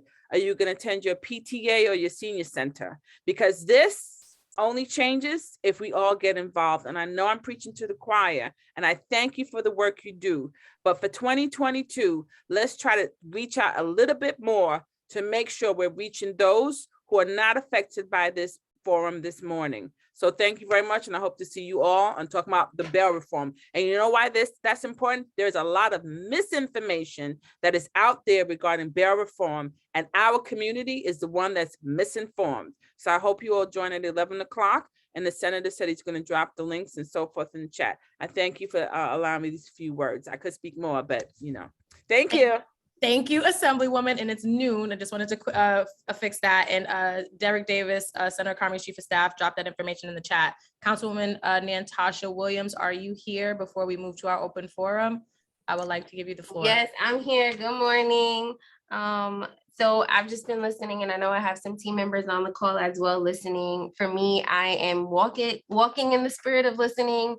I have been involved in this space in a lot of different ways, but coming into being a council member, I am most interested in how we take conversation and sort of turn that into tangible resources and or tangible policy outcomes to ultimately see the changes we want to see in our community. So I want to thank Eastern Queens Alliance, Barbara Brown, all the wonderful panelists and crisis management workers and the NYPD, also expressing my condolences. And I really look forward to working with everyone to address public safety issues moving forward.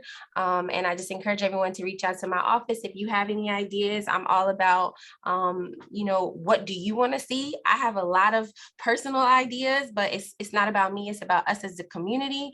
And so if you have any policy ideas or things you feel should be allocated certain resources, the city has a discretionary funding process happening right now. And again, as I work to introduce legislation soon, please let me know if there are things that you think we should see.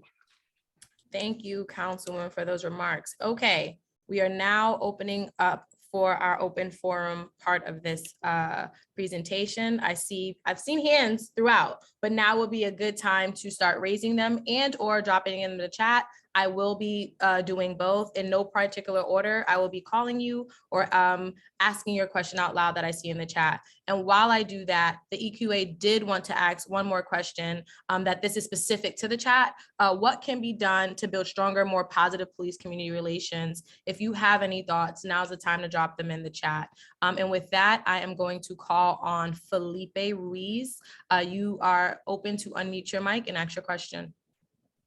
Indeed, thank you for the opportunity. I know that some members here know me already, including activities that concerning the airport and the quality of life for this neighborhood. I'm going to go straight to the point. On December 23rd at approximately 11:30 p.m., a neighbor next door to me opened fire to my property. A 45 caliber bullet was actually retrieved from my aunt's bedroom.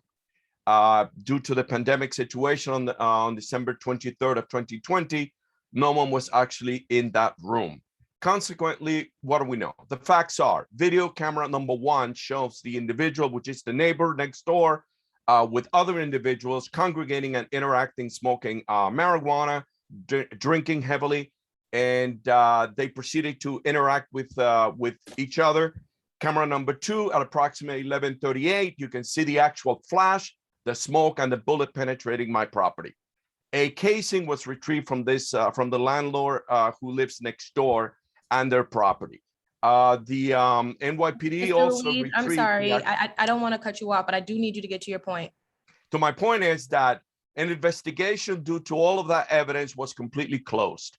NYPD claims that to lack of evidence, they cannot proceed further with the investigation. Consequently, what this has done is that this has emboldened this individual who's completely has threatened me personally, is harassing the neighbors. The landlord, which is a multifaceted problem, is an absentee landlord. He does not do anything. And so what we have now is a situation where my life is in danger.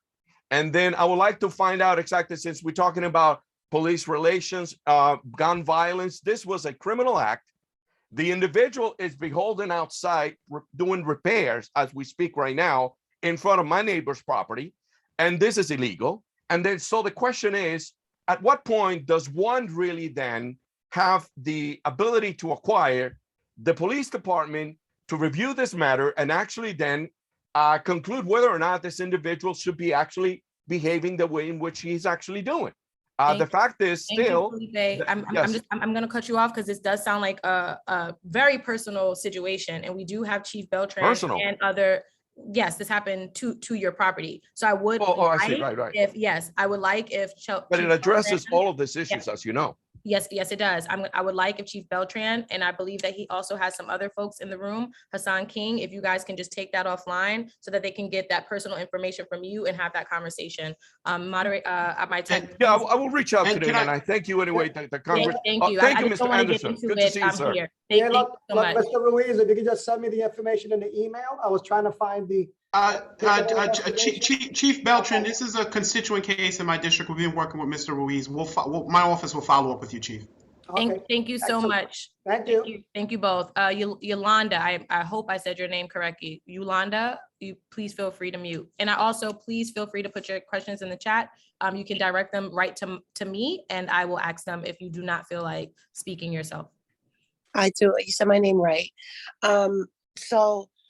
Oh God, I'm gonna really try to keep this short, but I'm a numbers person, and I just believe that between numbers and quality. Okay, so I don't believe in more policing, but I do believe in more quality policing. What Philippe was just saying about his personal property, I just feel like there's sometimes when police come into our communities, but they're kind of like they're lax with certain things, and then very like intense with other things. And it's like this lack of soft skills of communication that's a problem. Thank you to Mr. Livingston for focusing on the youth.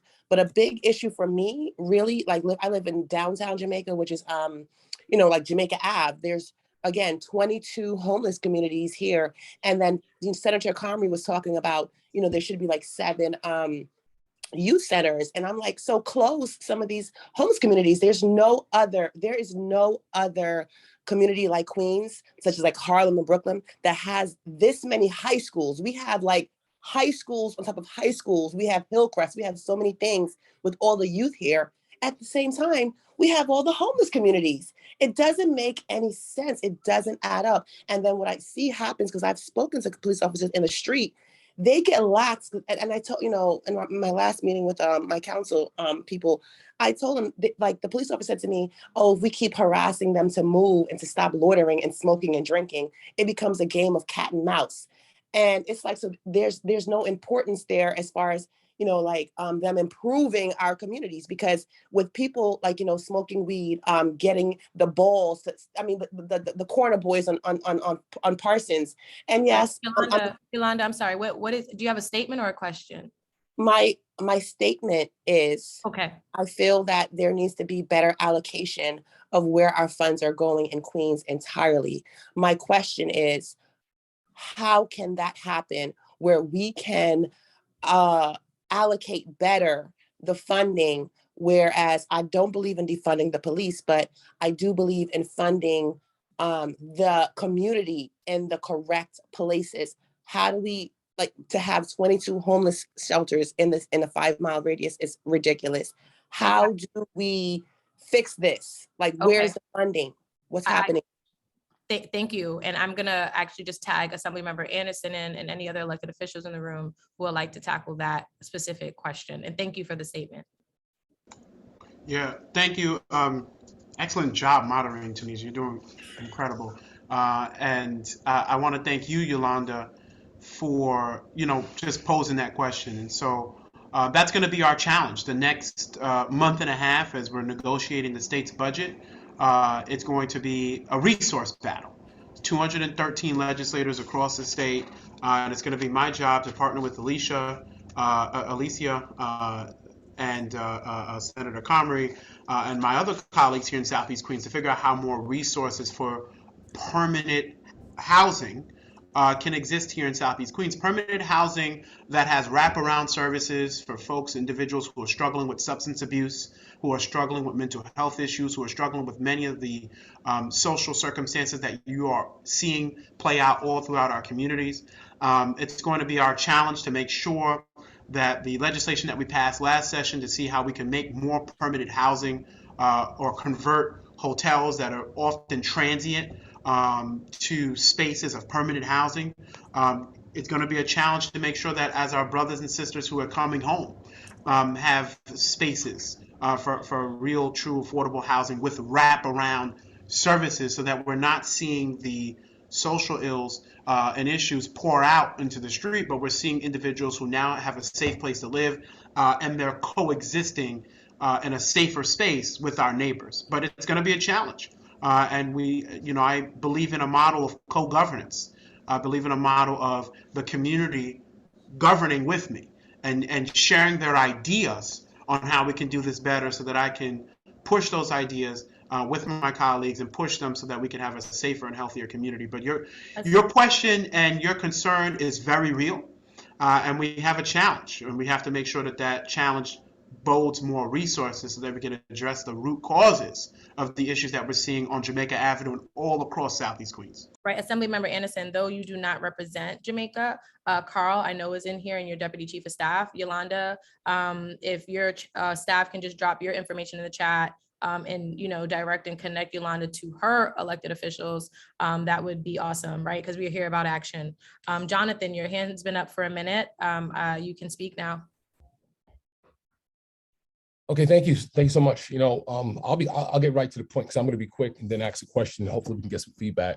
I would just like if you could ask the question, to be honest, so we can. Yeah, sure. Yeah. I mean, the point is, where's the accountability?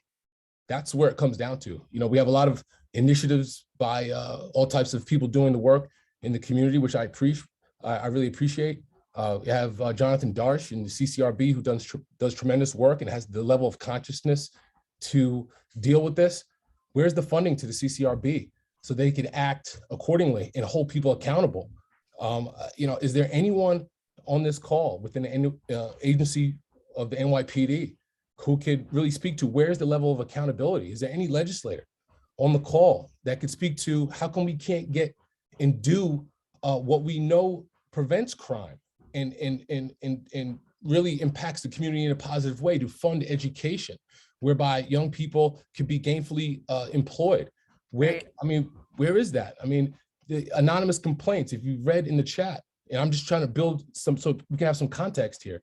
We have Sister Humphrey who puts inside the chat here about an 80-year-old within her area, within her catchment area, who was, the cops come in, hold her naked for 15 minutes and nothing is done. People in my church, young people in my church, They're held at gunpoint on the way home from school.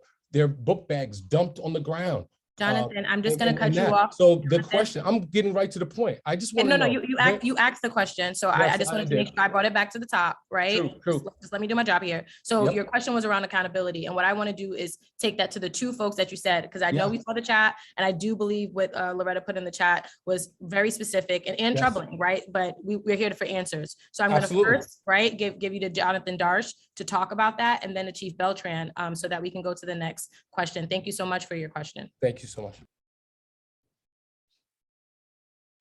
Jonathan, you're on mute if you're talking. Yeah, no. I was just saying. No, just- not you, Jonathan. I'm sorry. I'm Jonathan. Our The brother Darsh, CCRB, yeah. Jonathan. Yes, thank you. First of all, Mr. Logan, thank you for the kind words. And with regard to the incident involving the senior citizen who was taken out of her bathtub, I was side texting with, or chatting, I guess, with the individual who posted that. And I'm gonna look into that particular incident and get back to her and see if we can explain what happened and see where the disconnect is in the process. Because one of the things that has changed in recent years is we are able now to explain to people more what's going on in the system. And I think that will go a long way to giving people trust in the system. Because I think a lot of people on this call who are aware of the CCRB don't have the highest opinion of the CCRB. Like we have a reputation as a paper tiger, that we don't actually do things. But if you look at the changes that have been made to the system with in the last 3 or 4 years, including the implementation of the NYPD's disciplinary matrix, and then the agreement between the NYPD and the CCRB to actually implement that matrix in how we are recommending discipline to the department and evaluating discipline when we are substantiating misconduct, I think we are making progress along the lines of making sure that not only are we not a paper tiger, but that people view us as an effective disciplinary, an effective component of the NYPD's disciplinary process. And it's not just important for members of the public to feel that way, it is important for members of service to feel that way. And my staff and the members of the board who are my bosses, we are committed to working with the community so that you know what we're doing and that you understand how our process works and that you feel that when there is a problem, you can come to us and trust us to fairly and impartially investigate that case. Jonathan, I just also want to add to that point, and I'm talking about Jonathan Darsh here, not Jonathan Logan, that the CCRB does have, I believe it's monthly, a general public meetings that happen, right, every month. And if it's not maybe it's quarterly, but I know Jahai Rose is on the line. He can drop that information, and that is also an avenue. Chief Beltran, could you please also respond to Mr. Logan's question around accountability? Yeah, thank you. And thank you for Mr. Logan's, question and concerns. Obviously, he's very passionate about that. I mean, part of what I said before when I started my comments was about trust. In terms of police reform, that kind of manifested itself in terms of accountability and transparency. Some of the results of those reform efforts and initiatives, the director of CCRB, Jonathan Darsh just mentioned, it's expansion of some of their I guess, the current scope and capabilities to investigate police misconduct and prosecute it as appropriate. The discipline matrix, which really didn't exist before, by the way, which was also a problem of trust within the department about the disparate treatment and penalties issued to some members, versus other members, and sometimes also, racially based, right? So it's an issue that had to be addressed both internal and also with the public. In terms of accountability for the behavior of police officers, I'm responsible for the behavior of police officers in Queens South. And part of that is me investigating and checking. And I mentioned that before in terms of the new technology that we have, body worn cameras. That's a perfect mechanism for us. So I believe that that allegation regarding that woman in the tub was a constituent concern for the borough president. I think that was forwarded to us. I think we forwarded to CCRB. But I'd likewise like to follow up and to make sure it's the same incident that we're discussing. So I just don't ignore that. I make sure that it gets referred to CCRB. I make sure that it gets documented. I make sure we get back to the complainant just to make sure, or offer the borough president or the staff member from the council member to get back, because I want them to understand where we're at with it and what we can do right now, what we have to wait for in terms of an investigation. And I have stats here in terms of reductions in types of and profiling cases against the NYPD that I'm sure Director Darsh knows of, but those are stats, and stats really mean nothing in terms of how people feel and what their experience is. Right. But the bottom line, there is accountability, and there's a way I can improve that accountability. I got my email there, just send me a message and I'll make sure that everything is followed through on and we're taking the appropriate steps to hold officers accountable in Queens South. Thanks, Chief Beltran. So I'm going to take the two last hands that are up, and then we're going to close this portion. But I did want to make sure that I acknowledge Mr. Britt's comment to the CCRB in the chat, that I have attended several of the CCRB public meetings. The problem is that they consistently go into closed session. So we, the public, do not receive the transparency we are searching for. I just wanted to make sure that I noted that for the CCRB folks in the room, and hopefully that you guys can take that with you as we continue towards progress. Jonathan, you had a point to that? Yes, thank you for calling on me because my typing is too slow to adequately respond. But so at the end of every board meeting, we go into executive session. I want to thank Mr. Britt for taking the time to come to our board meetings. We try and make them as informative for the public as we can. And we do discuss important issues of policy at those meetings. We have taken certain steps to better inform the public. Now we no longer just blanket adjourn to executive session. We tell the public what will we be discussing in executive session. And they tend to be personnel matters, legal cases that we are involved in which the general counsel has to give legal advice to the members of the board. And also the board will vote on individual cases that have been sent to the full board. And so those are the cases those are the things that are discussed in executive session. Thank you. Jacinta, I hope I said your name right.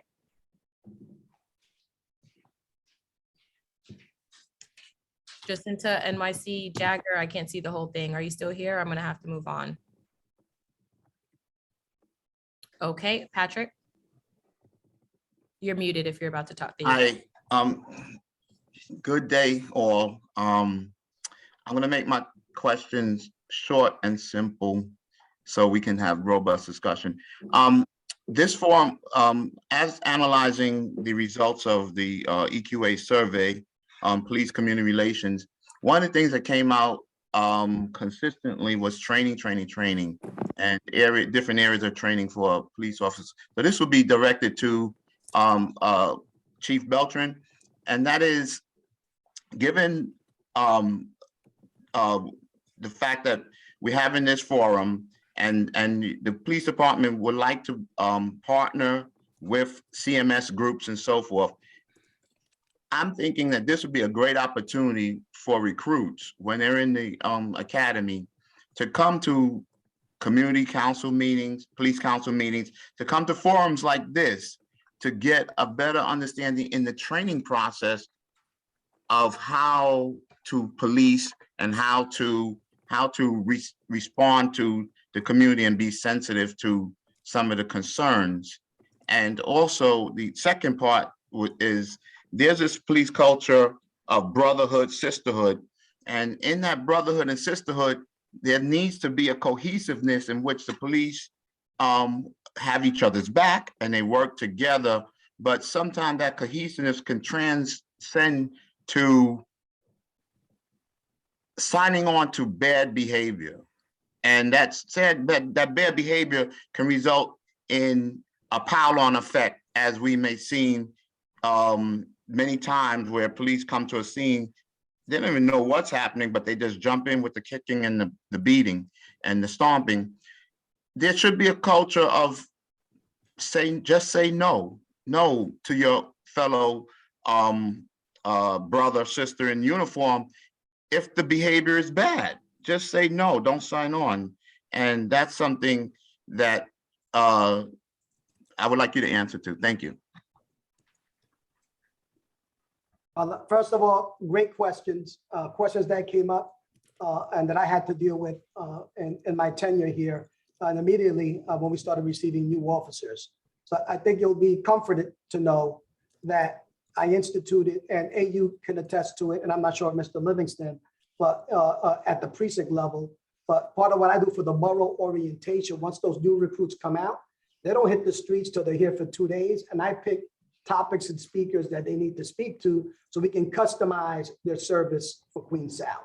And part of that customized knowledge that I impart to them has to do with our partners in CMS, and we've actually had Erica Ford previously as a speaker. I don't know if AU also was there as a speaker, and I know at the precinct level. So I know Mr. Livingston just started doing this 6 months ago. So my assumption is that he's been invited or will be invited to speak at the 105 precinct and to talk to those recruits, talk to roll calls, because it makes no sense for them to be out there and we don't know, my cops don't know who they are and what their role is and how they can help us. So on that point, I agree with you 100%, and I put things in place and I'm accountable to make sure that that continues to happen. In terms of the brotherhood of policing and the blue wall of silence, which always comes up in terms of being an impediment, to stopping corruption or misconduct or abusive practices in the police department. The police department is aware of that. It's something that's embedded really in all professions, and there's no profession out there where there's not some sort of stigma for people reporting on their own, right? So, but there are best practices and platforms available in the police department. We've adopted the ABLE platform, which was put together by a university that I don't know it offhand, but all executives got trained initially on that. And it's really about exactly what you're talking about, is how do we protect our members from themselves? Because sometimes we think we're protecting them, but we can keep them out of trouble by intervening, and how to deal with that intervention, and how to deal with that intervention if the person who's intervening is below the rank of the person who's doing that. So it brings up some sensitive issues, and we have some very sometimes uncomfortable discussions during this training, but there's an awareness of that now, and there's an expectation. Not only are you supposed to be reporting corruption and abuse, but there's also a way to do that where we're going to support you. And if you're having trouble doing that in the normal reporting process, how to go about doing it. So you're absolutely right about those things. I'm hoping not everyone is trained in the police department, by the way. I know all executives and supervisors were trained, and I think the goal is to get everyone trained in that ABLE training. And I believe it's like it's either a full day or a 2-day training. Thank you, Chief Beltran. Well, with that, I am going to close the open forum part of this session today, and thank again our moderators for their amazing, their time, 2, their articulation, and 3, their transparency on this. I had a last question, but I'm not going to ask it because we are out of time, but I am going to implore our panelists and all agencies that do work around accountability, policing, and community relations to take what was said here today, take the thoughts that were said here today, take the things that were written in the chat, and hopefully it utilize them to strengthen and enhance initiatives and practices within their agencies. With that, I just want to thank again Eastern Queens Alliance for having me be their moderator today. And I am going to pass the mic back to our amazing chairwoman, Barbara Brown, to close us up. Thank you so much, everyone. Thank you. I'm going to mute now. And I want to thank Ms. Tanisha Morrison for a wonderful, wonderful job. We're going to be using you a lot You did a great job here as a moderator. So Assembly Member Heineman, we can't pay her, but we're going to be using her. So thank you. That was an excellent job. And I want to, I'll have a few closing remarks, but I want to thank everybody who's been involved in this whole process. Our wonderful panelists who have given of their time here. We have, and in no particular order, Ebony Young, who is the Deputy Borough President, Colleen Babb, Executive Assistant District Attorney, the Honorable Khalil Anderson, our Assembly Member of 31st Assembly District, Assistant Chief Ruben Beltran, Queens Command South, Jonathan Darcy, Executive Director of the Civilian Complaint Review Board, Anthony Johnson, a former community resident, and a former NYPD detective and a former member of Eastern Queens Alliance, A.U. Hogan, who is Chief of Streets with Life Camp,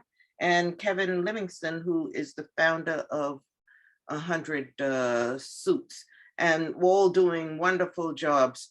And there've been if you like this forum, there are a lot of people who've been working in the background, planning it. As I said, I'm just the chairperson of EQA, and I've been pretty much trying to stay in the background. But we have two co-leads. We had Patrick Evans, who is he's treasurer of the Eastern Queens Alliance, but a member of Springfield Gardens Taxpayers and Citizens Association, with Debanjan Ray Chowdhury, who is a PhD candidate with at UCLA. They have been the co-leads, the co-chairs on all of this.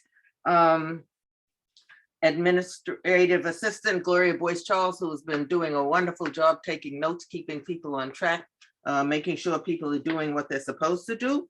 As I thanked Tanisha Morrison already, and then all of the team members. It was a planning committee doing this, and they're going to have more work to do as we follow through. So that's Oscar Bryan from St. Albans Civic Improvement Association, Charles Davis from Rosedale Civic, Lonnie Glover and Rob Glover. Lonnie is from Springgar Civic, and Rob Glover from Federated Blocks of Laurelton, Bill Perkins, Rosedale Civic, Earl Roberts, UNCA, and William Scarborough, who is with Adsley Park. In addition, the people behind the scenes, you have seen how things were spotlighted and we moved smoothly from one screen to the other. So in the background are two other EQA members, Darlene Peoples from Spring Gardens Taxpayers and Citizens Association, and Michael Scotland, who is with Adsley Park Civic Association. And all the team members and those people, two people that I just mentioned, are members of the Eastern Queens Alliance, which is a federation of civic associations. And I would say that membership is open. If you're with a civic and you're not involved with Eastern Queens Alliance and you're in Southeast Queens, reach out to us, because we do we work on issues, as it says, that cut across communities. And you can't see all the writing, but it says in back of me, united, organized, when working together is better. And there are many issues where it pays to work together across communities as just opposed to working neighborhood by neighborhood. So we certainly encourage anybody who's not working with us to reach out to us if they're interested in joining us. And I want to thank our co-sponsors. Several elected officials agreed to be co-sponsors. That's Assembly Member Alicia Heineman, Assembly Member Khalil Anderson, and State Senator James Sanders. So we want to thank those elected officials who agreed to be co-sponsors of this event. Just in closing, the question is, where do we go from here? Clearly, we haven't solved the problem. But I think that there are a number of things that have been mentioned today that kind of point us in a direction. Assemblymember Anderson talked about a holistic approach, and several of you talked about making sure that there is a holistic approach, and that's absolutely critical, because everybody needs to be involved. So it's the community, it's all of those people who are involved in that whole pipeline, from the precincts, from the individual police officers, all through the DA's office. And as DA Katz said, DA's office should be very, very, very last stop for anybody. Hopefully you don't have to we can prevent people from getting to that point where they have to be seen by the DA. And so I think that I'm going to go back to something that Assemblymember Anderson said. He talked about a toolbox. And I think that that is critical, because you have to get to root causes, as he said, and you have to have a toolbox for dealing with those root causes. Those are critical. So all the analysis and everything that needs to take place has to be done in order to address any problems, for that matter. And so I think we need, towards next steps, looking at, well, what's in the toolbox already?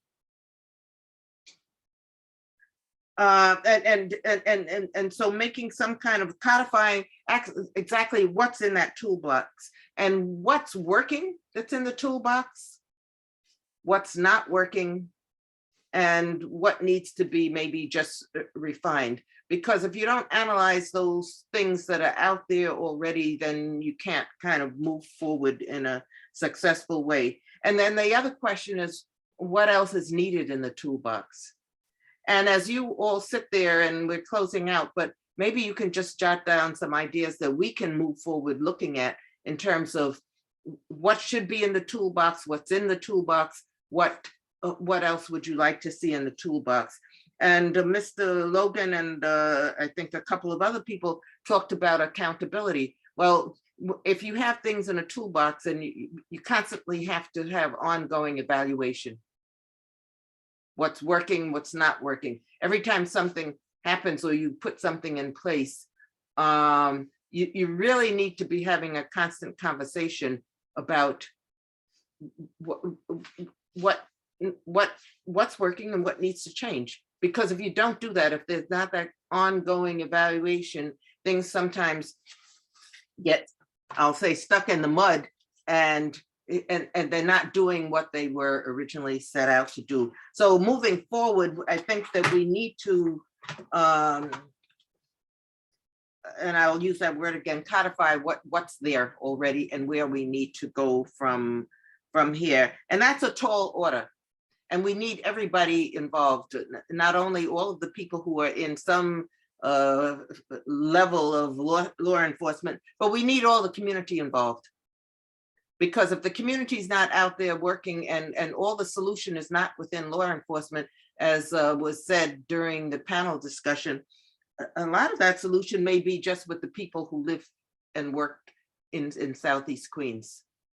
There was talk about CMS, and CMS is not all over the whole of Southeast Queens, from my understanding. It's attached to a precinct. And how do we get CMS to be across the whole of Southeast Queens? Because I think that's an important part of the toolbox. And another thing that was mentioned was the homeless, the disproportionate number of homeless shelters in Southeast Queens, because they're not only up there by Jamaica Avenue, all along the southern border, all just before you get to the airport. There are hotels filled with homeless, in addition to the couple of buildings that were put up just to deal with the homeless. So when you have all of that, when you put a disproportionate number of people, very often who are needy in terms of a lot of services, that changes the balance of what happens. So toolbox, looking at at services in the community, looking at who's in the community, looking at how even urban planning, by the way, is impacting or not impacting for the better or worse, what's happening in Southeast Queens, because where homeless shelters are located, that's a part of it. And the accountability of those kinds of services. So we look to have future sessions. We look to your ideas. So please put some of your ideas in the chat as you leave. And I want to thank all of you for attending and hope to see you again. Thank you very much. Thanks so much, all. All right, thank you, Ms. Brown. Good Have a good afternoon, day. everyone. Bye. Thank you, Barbara. Thank you, Barbara. For the excellent session. Excellent. Excellent. Very good session. Thank you, Barbara. You're welcome. Thank you, Barbara and Gloria Boyce Charles and everyone. Tanisha, you're amazing. Thank you. I appreciate Thank it. you, Barbara. Excellent presentation. This is Jessie. Oh, thank you, Jesse. Glad you were able to come. And anybody here, if you didn't get that link to the video, the talk, it's in the chat. You should look at it, that if you missed it.